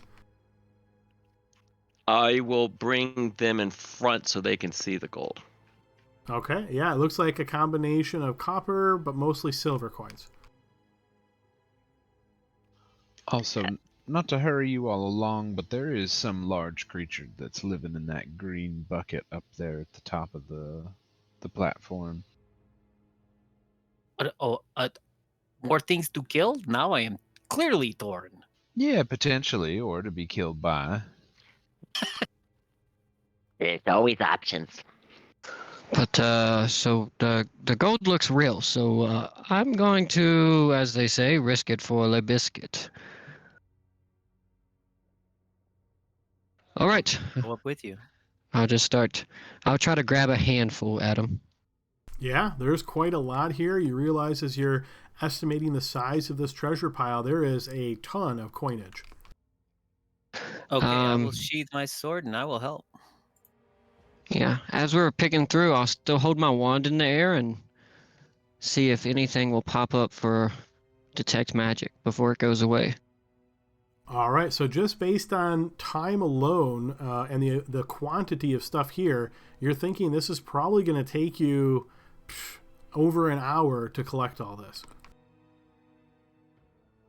Can we spend the first few portions of that to at least, for the 10 minutes of detect magic to see if we can rummage through it to find any magical items before we start just gathering treasure? So it sounds like you and Gale want to basically move into the pile and just start pushing things to try to flatten this out as much as possible to see what's there and then keep waving your wand over it? Yeah. You can, yeah. So yeah, go ahead. I was going to say, kind of like a construction site where you see one person outside of the hole watching. That's what I'll do for Gale. But I'll clear out some space. But Gale's doing most of the work, and I'm very encouraging. Okay, so Gale, yeah, there is just so much coin here. There's probably more coin than you've ever seen in your life, I would imagine, unless you come from like money banks or something. But yeah, you start just kind of spreading this out. This does take a good amount of time. Is there anybody doing anything else during this period of time? We said it's going to take an hour. No, we're not going to take an hour. No. It's going to take longer than that now, but first they're going to kind of flatten this out, see if anything's magical. But then if you also choose to collect it all, then it would still take the hour. I'm going to keep watch from where I'm at just to make sure nothing's coming up behind us. I'm going to Okay. keep watch as well. Yeah, I don't mind spending an hour, guys, if you guys want to, but, I know that Sarah saw that thing swimming around, so that's something to be worried about. That and this part of me is going to wither away and die if we take that much time now, and I would hate to not have the additional backup in terms of eye rays should we need them encountering something. And if we were to spend an hour, I would rather not pick up gold, but take a short rest so I can get back my fighting abilities. So maybe we come back for this treasure. Well, let's spread it out. Maybe, Adam, like a couple minutes or 3 minutes kicking it around? To spread everything out flat, let's say that would be 10 minutes. Yeah. How long does your spell last, Chase? And the reason I'm saying this is because things are costing us a lot of gold. And we left 30,000 gold on the Brass Citadel level. Yes, we did, and I can't sleep. Every night I sit there and think about it, and I can't sleep for 5 seconds. That 30,000 gold bought us our lives, boys. That was right. It was rough. the thing to do. I'm just afraid of finding the exit and not being able to come back for this. I mean, I know that gold isn't everything in the game, but things are double the price, and that's where my concern is. Yeah. And I mean, by all means, I think that we'll be fine. This spell only lasts an hour, so. Okay. Yeah, my cannon will go away as well, but there's a lot of profit to make. But we could do like a 30-minute haul and then leave some. I would be okay with that, but I'd want to take as much as we could. We just haven't even found the exit yet. Right. Let's do a 30-minute haul. And you know what? We'll just grab stuff and put it in the bag. Anything that's gold primarily, and then platinum, and then any items. Okay, so do you guys want to spend the 10 minutes flatten first, or you're just trying to grab handfuls and throw coins into the bag? Let's spend 10 minutes flat and see if we see any magical items, and then 20 minutes gathering, and then we'll dip. Does that sound good, everybody? Yes. Fair to me, yeah. All right, after the 10 minutes of Gale swimming like Scrooge McDuck on the top of the coin pile and flattening everything out here, one item does reflect as being magical inside this pile to you, Albert.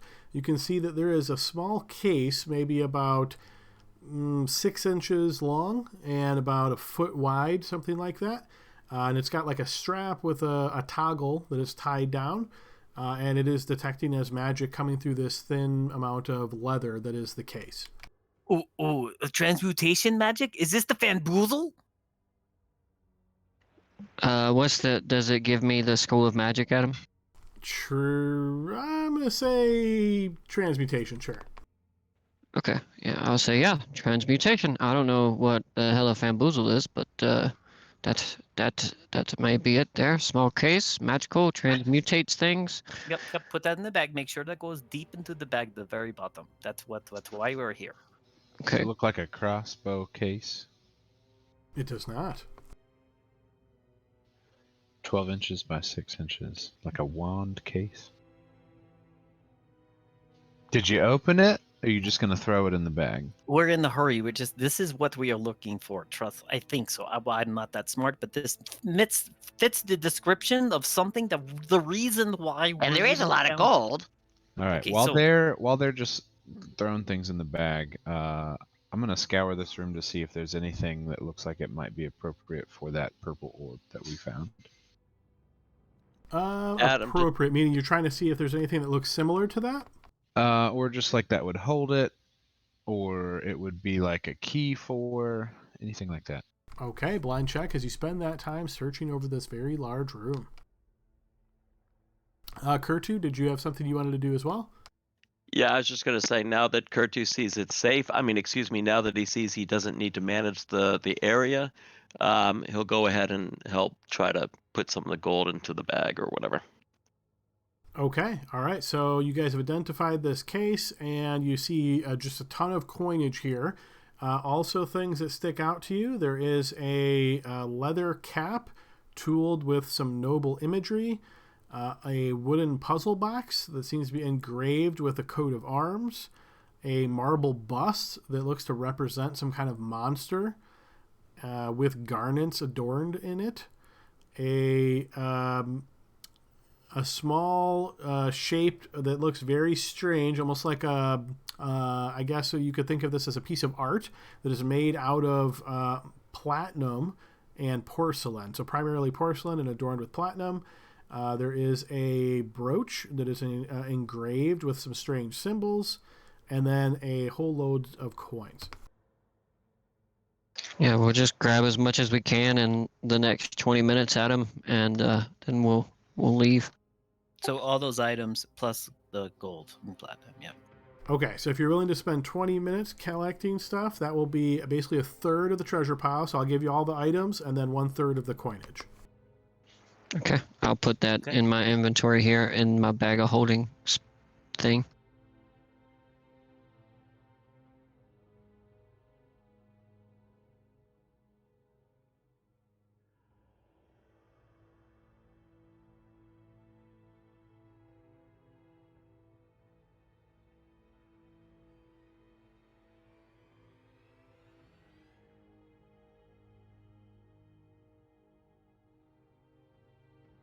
That last one's supposed to be gold.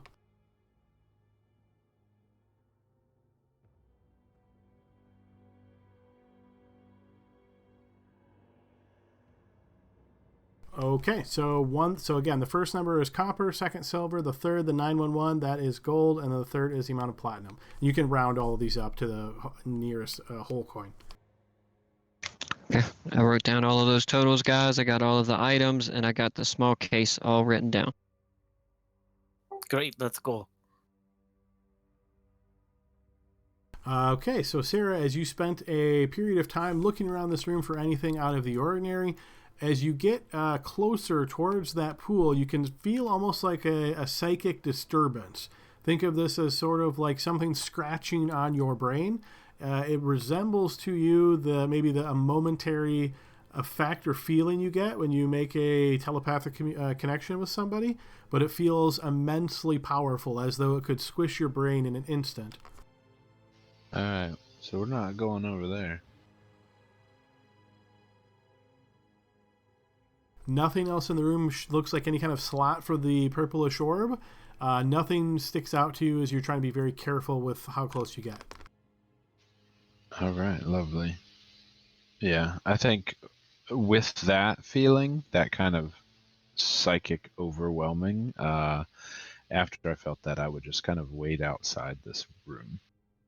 Okay.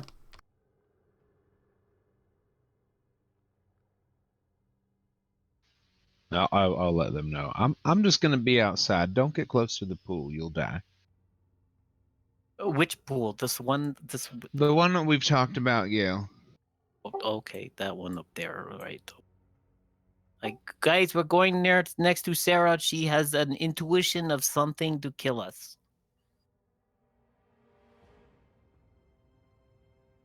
Sarah, we got a lot of gold and we found the famboozle. I think. Well, I'm very proud of you. We need to get out of here. I don't know if that thing in there has the means by which to travel, but I would prefer never to meet it. Okay. Where are we going? Do we know any direction to go? Did we check south? Yeah, we're leaving the place that was a locked door. Have we searched it all? I know we're scared of the monster. I get that. I didn't want to find die. any other doors or anything else. It was other than the treasure and that pool, no other exits to that room. Oh, so, but you checked south then too, right? Yes. Okay, cool. What about the third floor there? We climbed all the way to the top. Look there. I did a good look, and I even had that part of me that's flying. Check it out as well. Well, then, we need to find door. Oh, it's more of a portal, really.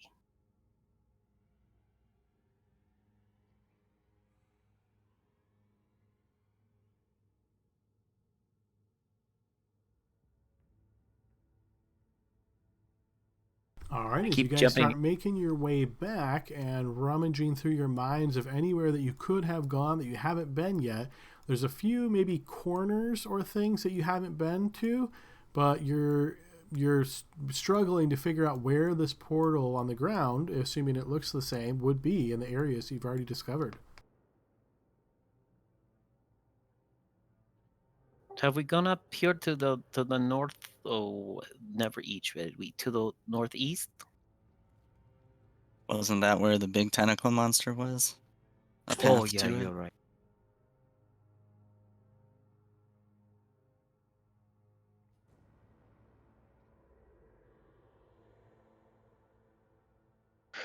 You guys don't think we have to go swimming in any of these pools of gross liquid, do you? No chance. I think so.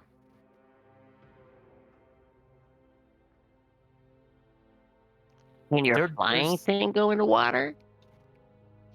It can move like we do.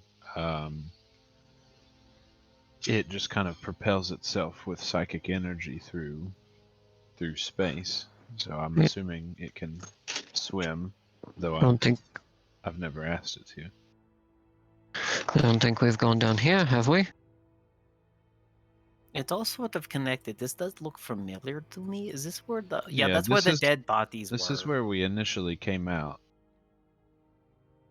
This is the room that I investigated while you all fought that thing. Yes. I think we need to go maybe more south. I think in my mind. Where are you guys going? Don't leave me behind. I'm scared. You guys don't think that maybe the monster that we saw back there isn't guarding the way out? Is there anything in that room? Did you see Sarah? No, it didn't appear to have any additional exits. And in bet the we have- essence of playtime, if you guys are willing to spend, say, 20 minutes searching everywhere you've been and like kind of a brief overview, I can give you guys just blind checks to see if you find anything out of the ordinary, maybe help direct you to where you need to go. I think we're gonna have to. Yeah, I don't. It's been a bit since we did the first part, so Like the only place we haven't thoroughly investigated is that kind of like southeast cave. Yes, that's what I was thinking.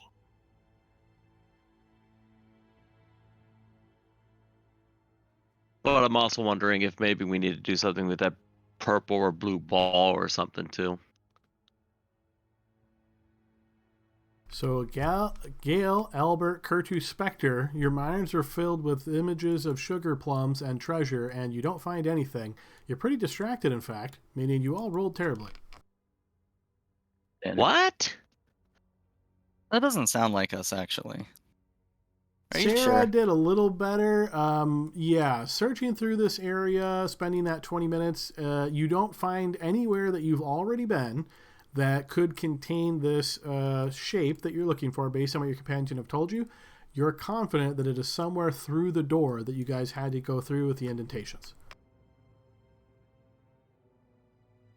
I am not swimming in that pool. I don't care what voice you hear in your head.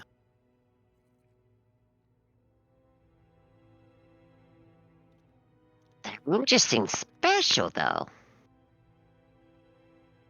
What about the throne? Maybe it's disguised? Maybe. Do I it's- put the mind flare on the throne and stand him up and put his hands on the rails? There's another door down here. I thought that I investigated south, but I was misled. Where did you go? Where are you? Down south. I'm stuck on something, Adam. Hi, Sarah. It's me. Don't hit me with your tentacles. I won't. Should I go first, or are you feeling confident? Oh, this looks pleasant. Oh, go ahead, Albert. I'm right behind you. Keep an eye out for traps. There's doors.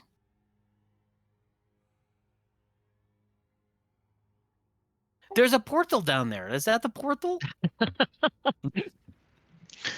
Looks like what we've Wait. been. Then go back and get the rest of the gold, and then we jump in portal. How about we don't fuck with the. How about we don't be greedy, and don't provoke the thing in the pool.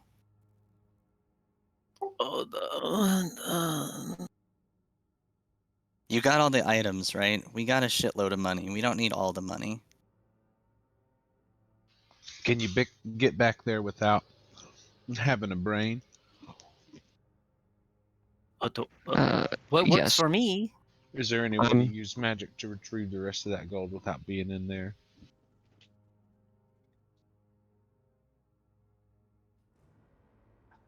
I can find my way back there, but we're right here. It's a really bad idea. Yes, greed kills Let's just go. Fine. most of the time. Ravinda, what do you see at the end of this hall? I see a dead end. It seems like this is not the way we should go, though based on all of your statements, it seems as though you found something. Myself, I am curious what is through this door. Me too. Okay, Ravenda, go for it. I am here being hired by you. If you have no interest in going through the door, we can leave it closed. There is clearly no exit down there unless you have some senses that I do not. I want to leave your place. Ravinda, the only senses we have that you do not are the common ones. Hey, can someone please check trap on door? I'm gonna open that door. Oh my god. And then we jump into the circle. You know, I ran a circus once, and Yeah, when what does that have to do with door opening? Mm-hmm. you Sure. just wait, and where you would pay after you enjoyed such a marvelous show, we always had all of the merchandise right there by the door. You know, shirts, hats, special little items that lit up and things like that. The rule was you put it right by the exit to lure potential people into spending more money than they should. That door, placed right by the exit, I think is, Bait. my gift shop. Or bait, yes. I think we leave. I think if there's a mind flayer on the other side of that door, we're all clumped up, we're all gonna get hit, we're all gonna die. There is one that survived from my attacks. Okay, let's go. We jump in circle. Fuck this. I jump in circle. I try to I grab follow Spectre's him. hand as we jump. You can't see me. I can if I want to. I pretend to hold your hand at least. All right, and as each of you in turn steps into this area, Kurtu, I assume you're doing the same?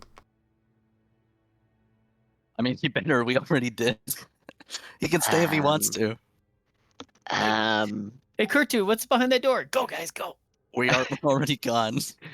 I wanted to go through the door, but It's I can't. I have 27 hit points left.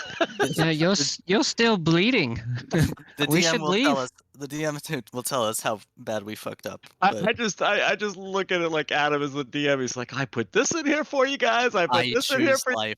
I don't trust him at all. Not at all, guys. Everything's He's about such an choices, so asshole. you only make the choices you want. That's the whole point of a choice game, right? So, My choice is living another day. that's a smart choice 9 times out of 10. So, all right. So it sounds like So this everybody... is that 1 out of 10 time, Adam? Is that what you're No, I'll tell you what was in there after you guys jump in. So this was a room that was being used to keep prisoners. So there were 4 humans that were chained up in there. These were some of the folks that the simulation represented the people you were trying to track down. So it would have been, sort of rescuing them. But as you guys passed by, they did not get rescued in the simulation. But as you guys step into the circle on the ground and things fade away, pretty quickly you find yourself back in familiar territory. Oh, thank God. Hurt, you lived again. You're welcome, by the way. Why Yes, did I thank you, just have to concentrate? Adam, I assume that I pop out with them, right? You do indeed, yeah. You were kind of curious what they were talking about this symbol on the ground, not really sure, but you got close with them, and sure enough, you find yourself exiting from the doorway here and find yourself in this strange-looking shop. You notice there's this older man standing behind the counter, and there's this strange monkey on his shoulder. But you notice another figure who is standing a little ways away from that figure, and he looks like another old man. but very different in appearance, and he looks very similar to the vision that you saw in your head, Gale. As he turns to look towards you, he has this disapproving look on his face, you may say. Do I recognize him? I'm going to say up to you, and that could be plus or minus, and you decide, and then I'll tell you what that means. What do you mean? Basically, you get to choose. Do you want to recognize this person based on your background and how we introduce your character? It's certainly possible you would know who this is. I've been here for like a year or so, I think, maybe 2 years, and I have been masquerading as an agent of the Shogun, I think is what we decided. So if he's related to that in any way, I think I would. Okay, then we will assume you do. Yes, you recognize this, and you would know his actual name based on the how this is done. So his name, he comes from the Matsuo clan, so he's Matsuo no Kicho, and you recognize him as a high-up representative for the Shogun. So he essentially is someone the Shogun uses as a advisor, counselor, and problem solver. Am I his subordinate in any way? You are so far below him that he would not know any. Even if you've seen him and speak with you, you don't think he would even know who you are. Okay. But I would recognize him as a high-up figure, right? Yes. Okay. Then I will do whatever it is the local custom is for like greeting them. I don't know if that's like a bow or taking a knee or whatever. It is a bow, and it's considered to be something of like respect amongst people here. Those who are of like lower status than others tend to do deeper bows, and it's very the honor system here is very strong. So the exact amount that you bow could be something that is criticized. So you tell me, how low do you want to bow? A lot, a little? What? How are you doing it? Whatever would be customary for like a rank and file soldier of the Shogun. Okay, so you're trying to do it the appropriate way based on the customs here. Okay, perfect. Given that I've been here for years, I think I would know about how to do absolutely, that. Yeah, so you guys would notice as you step out, some of you still wounded from this endeavor, and you notice this man here. You notice pretty quickly, Spectre kind of does this low bow, and in the light here that is around the shop area of the Bottomless Dungeon lobby, everybody can see this. You notice the old man just kind of looks in Spectre's direction for a moment, but doesn't give any kind of signal that he's seen her or he has noticed the gesture. His eyes go right towards you, Gale. It is good to see you outside. You have taken my advice and come quickly. This bodes well for your future. Well, yes, of course. When someone speaks to me in my mind, it makes me very motivated. I see you are acquaintances to my friend Spectre here. You notice he doesn't even look in Spectre's direction at this point in time, still looking towards you. You have been summoned. You will follow me at once. We should do as he asks. He's an important figure in this region. Okay, but we have just escaped that place with our lives, and so what do you require us? What will you have us do, Mr.? You will follow me now. Let us go. And you see he turns towards the door and starts to walk. Like outside or like in the dungeon again? No, outside. Okay. You do not get the room. Okay, Alexander, we will be right back to do business, okay? You notice Alexander looks towards you all, and then his eyes fall on Albert for a moment, and he turns, and you hear him speaking in a language that, Spectre, you've probably heard this language many times before, but your choice, again, if you want to swap out one of the languages that you took for this local language, do you think you're here enough? Is it the same one we established before, the Taichu one? Yes. Oh, okay, my bad. I forgot. Yeah, we did that already. Okay, yeah. Excellent. So you clearly hear what Alexander is saying to him, and he says, basically what he says is this sort of honorific, your worshipness or your grace. It's kind of an odd translation here. There's nothing really religious about this, but you can tell he's using a very high honorific statement for this guy. He says, I need to speak to that one. And you notice Kishu looks back and looks, and he just does this curt nod. And Alexander looks towards you, Albert, and says, come with me. I must speak with you, my friend. Okie doke. Well, guys, I will meet you. You're going to the principal's office. That happened a lot in college. Okay, and then I will follow this mysterious master. You notice Keisha waiting by the door here, seemingly whatever, and again, Spectre, you would obviously already know, the rest of you would not, but whatever this communication has just occurred, you get the impression that Keisha has granted Alexander a moment of time to speak with Albert. Mm-hmm. So I'll follow the group. All right, so it sounds like you guys basically are standing there waiting, and Keisha is not really, again, looking at any of you in particular. He kind of is just standing here resolute like a statue right against the door. Albert, you notice that Alexander kind of walks towards the wall where it's just very solid. It's just wood, and it looks kind of strange. You're thinking, well, he's going to talk to me here. Everyone could just hear what we're saying. But you notice as he steps forward, he just kind of motions with his hand, and you see a doorway just suddenly beams with light, as though there's a really bright light around the other side of the wall. And you see he reaches forth, and a door handle just appears there, and he pulls it open. And as you glance in, you can actually see the room is almost like dark and nothingness, but quickly expanding before your vision, as though the room is actually being created before your eyes. And you see he motions with his hand for you to enter. Any part of this giving me any red flags? Blind check insight, sure. DM's gonna kill another character. You definitely feel apprehensive. You don't know what's going on here. This guy is clearly highly magical, and he's leading you into an unknown area away from your teammates. That might give you a little bit of cause of concern. To be fair, we just met this guy like 2 hours ago. How close are we to him, really? Well, closer that maybe you would defend him if something happened, right? Wait Maybe. a second. He's got the bag of holding. Wait, yeah, he has all our money. Fuck. Well, that is why he's asked them to go there. Yeah, I'll step in. I do seem the look of apprehension is definitely on my face, and let's just say, I'm on guard. I'm keeping my eyes open, but I'll still follow through. All right, as you step through, you notice Alexander just motions with his hand and the door shuts behind him.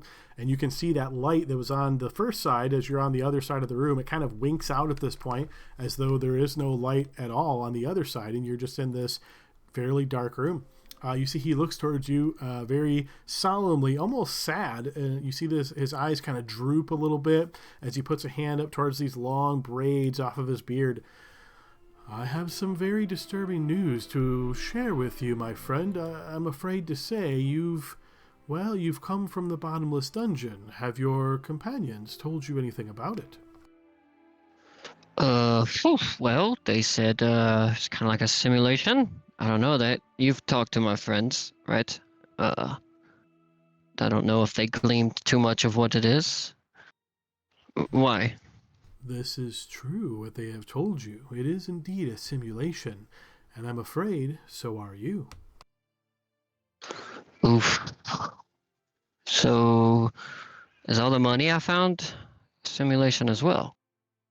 It is. It exists in a state between real and not real. It can be made real with certain actions, much like you can, but such magics are rare and expensive.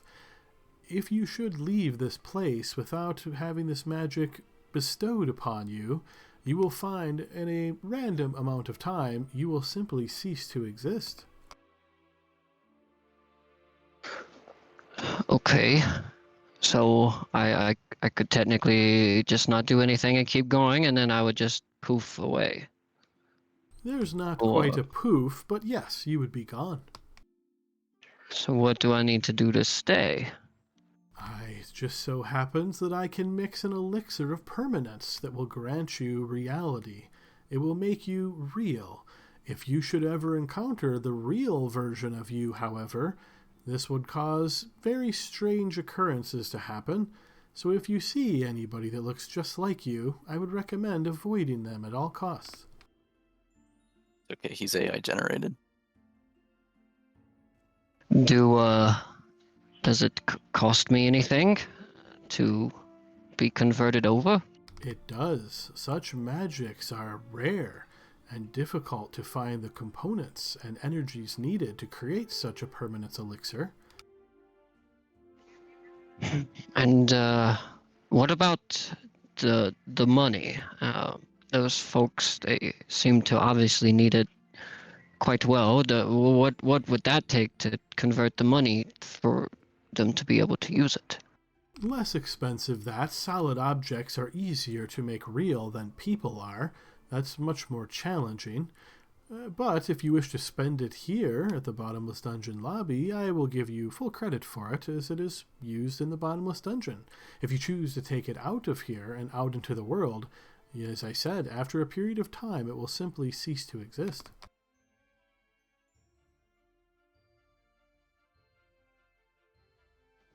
Well, I don't want to cause them any trouble. I mean, even if I drink this potion, this elixir, then there's a chance I may meet myself here, and that could have unforeseen consequences, right? You see he nods slowly and motions with his hand, and you see a book just suddenly appears before him, and its pages flipping through.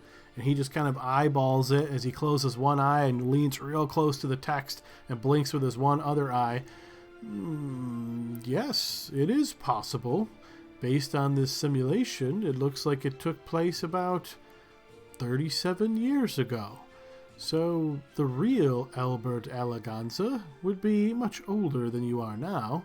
Of course, I don't know his fate, whether he still lives or not, or where he is. But the chances of you running into him, I imagine, are fairly rare. Just a little fun fact check for you there, Alexander. Albert in this area, he's 69 years old. I bet you he is. Well, he's a bit of a player.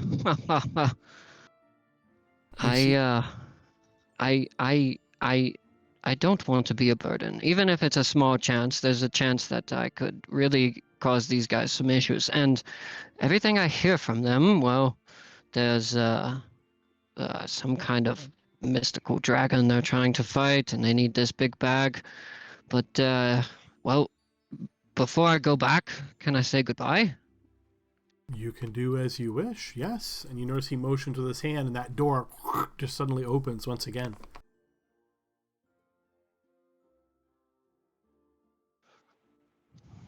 So I'm going to walk out there, and then I'm going to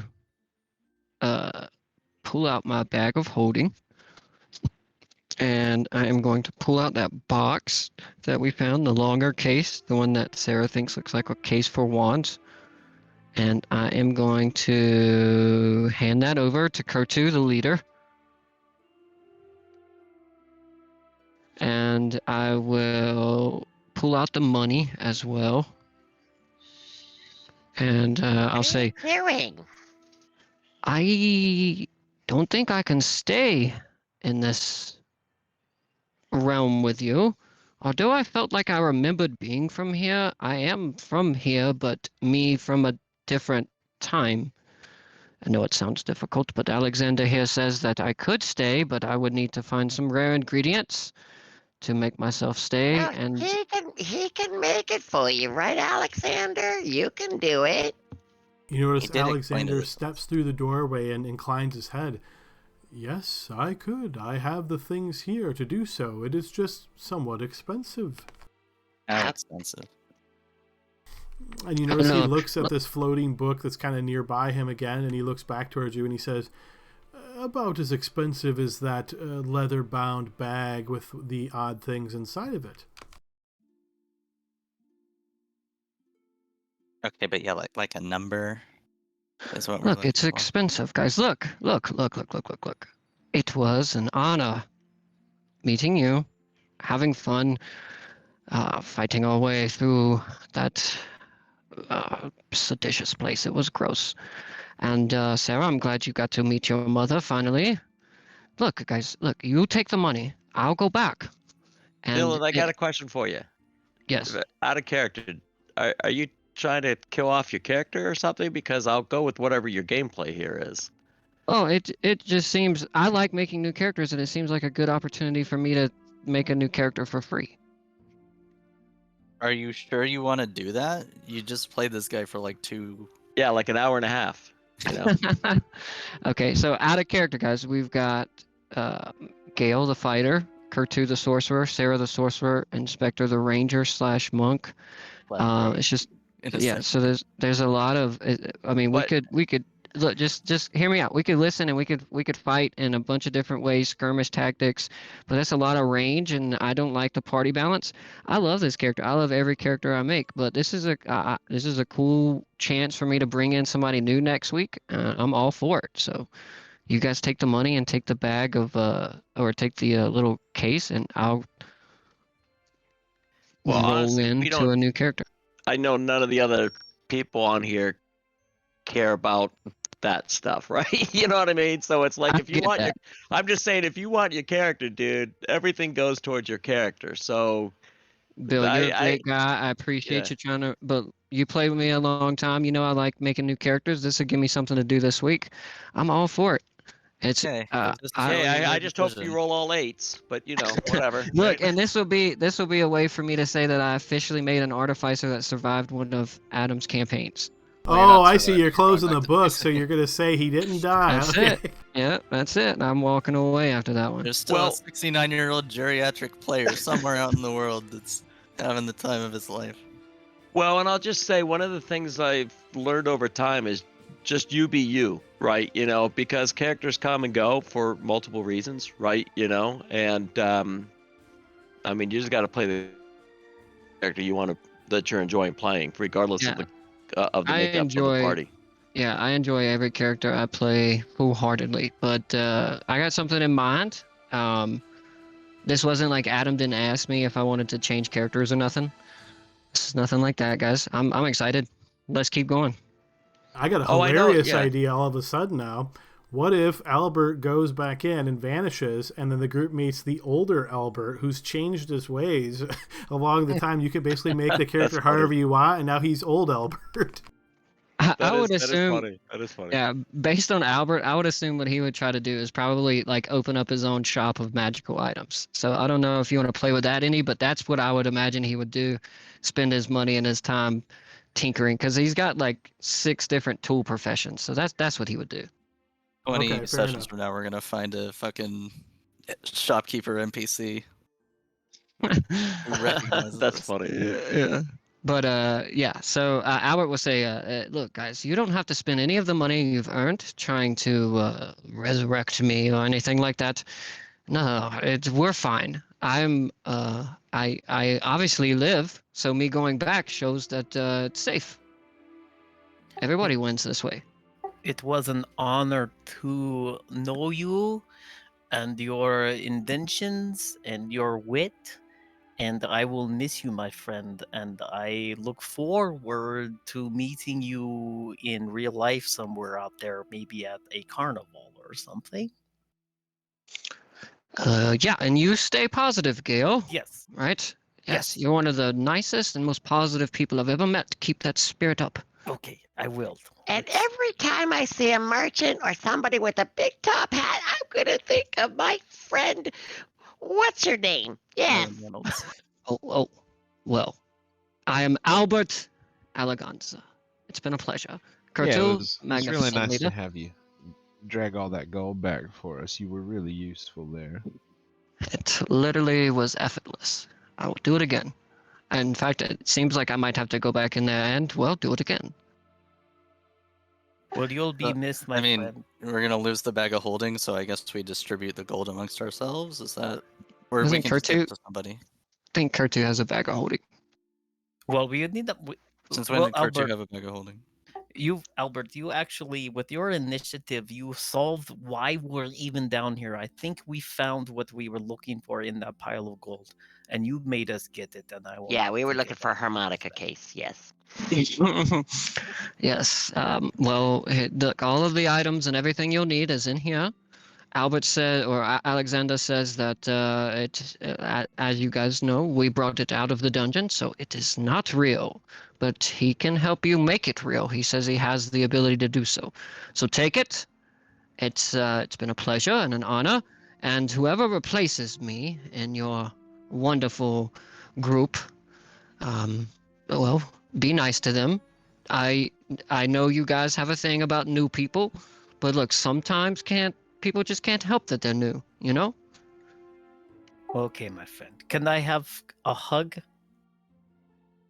Absolutely not. Goodbye. Thank Oh. God. I offer him my hands as like a curt handshake. That's all you're getting. And I will place this small little gold coin from the pile into your hand and bow.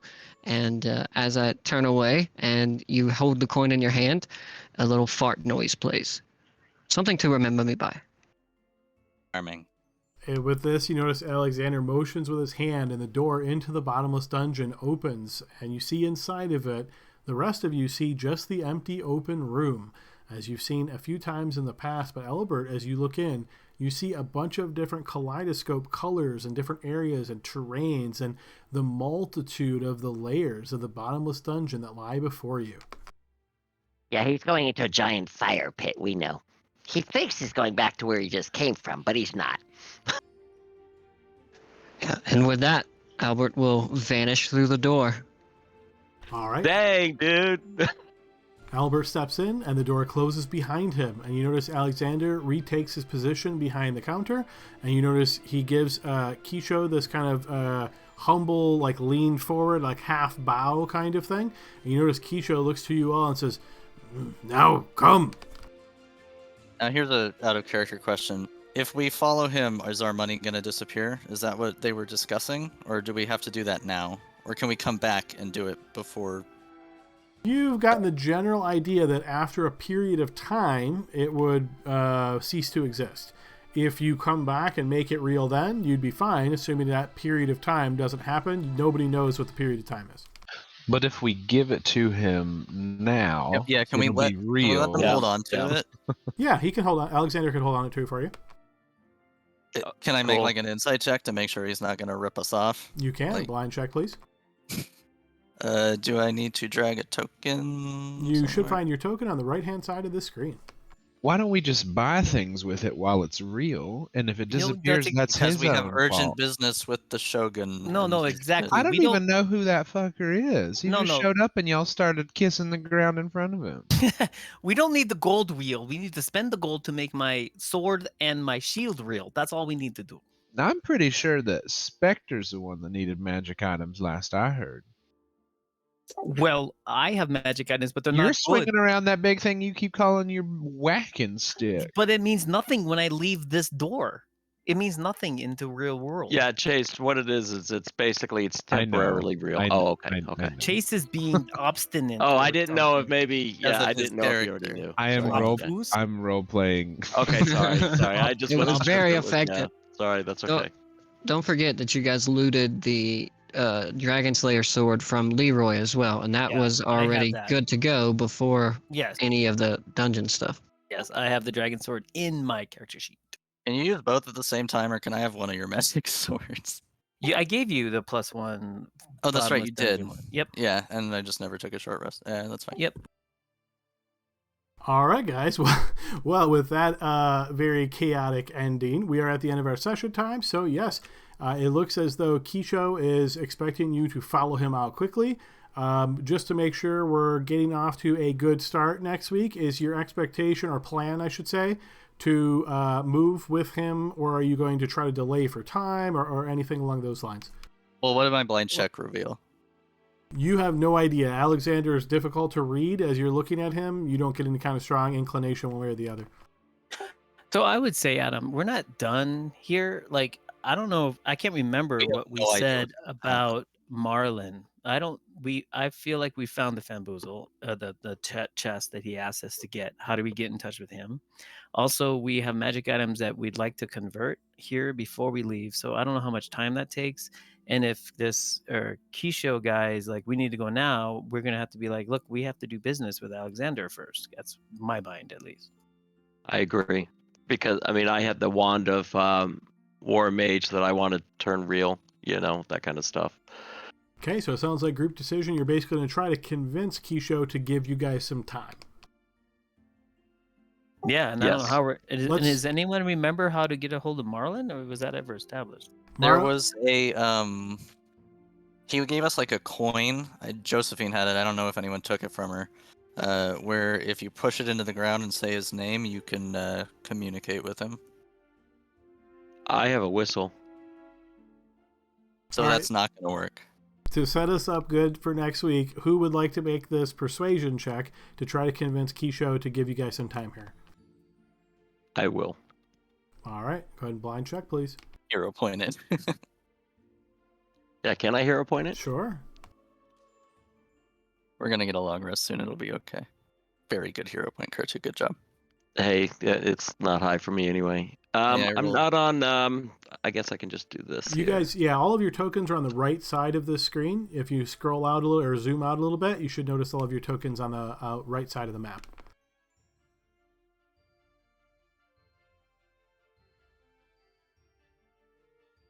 Okay, so yes, Kurtu, you kind of explain your situation to Kisho. He does not look impressed at all. But after you're done talking and kind of pointing back and keep going on, you see he looks at you and just kind of lowers his head and says, "You have 2 hours," and he steps out of the door. That's enough time. That's good. Fair enough time. Yep. What does that guy even want? It's business with a shogun. It could be anything. I have no think he idea wants- what that word even means. I think he wants us to help him get that stick out of his ass. That's what I'm thinking. I I can help hope with he's that. left by now. He has, yes. He's out of the door. Okay. All right, guys. Well, that is where we'll leave it tonight. Good session, everybody. Nobody died. So, yeah, that's always a good one. And you guys successfully applause. defeated the opponents. And, yeah, so we will see what next session holds as you guys will have a little bit of time here with Alexander to perhaps do some purchasing or make things real.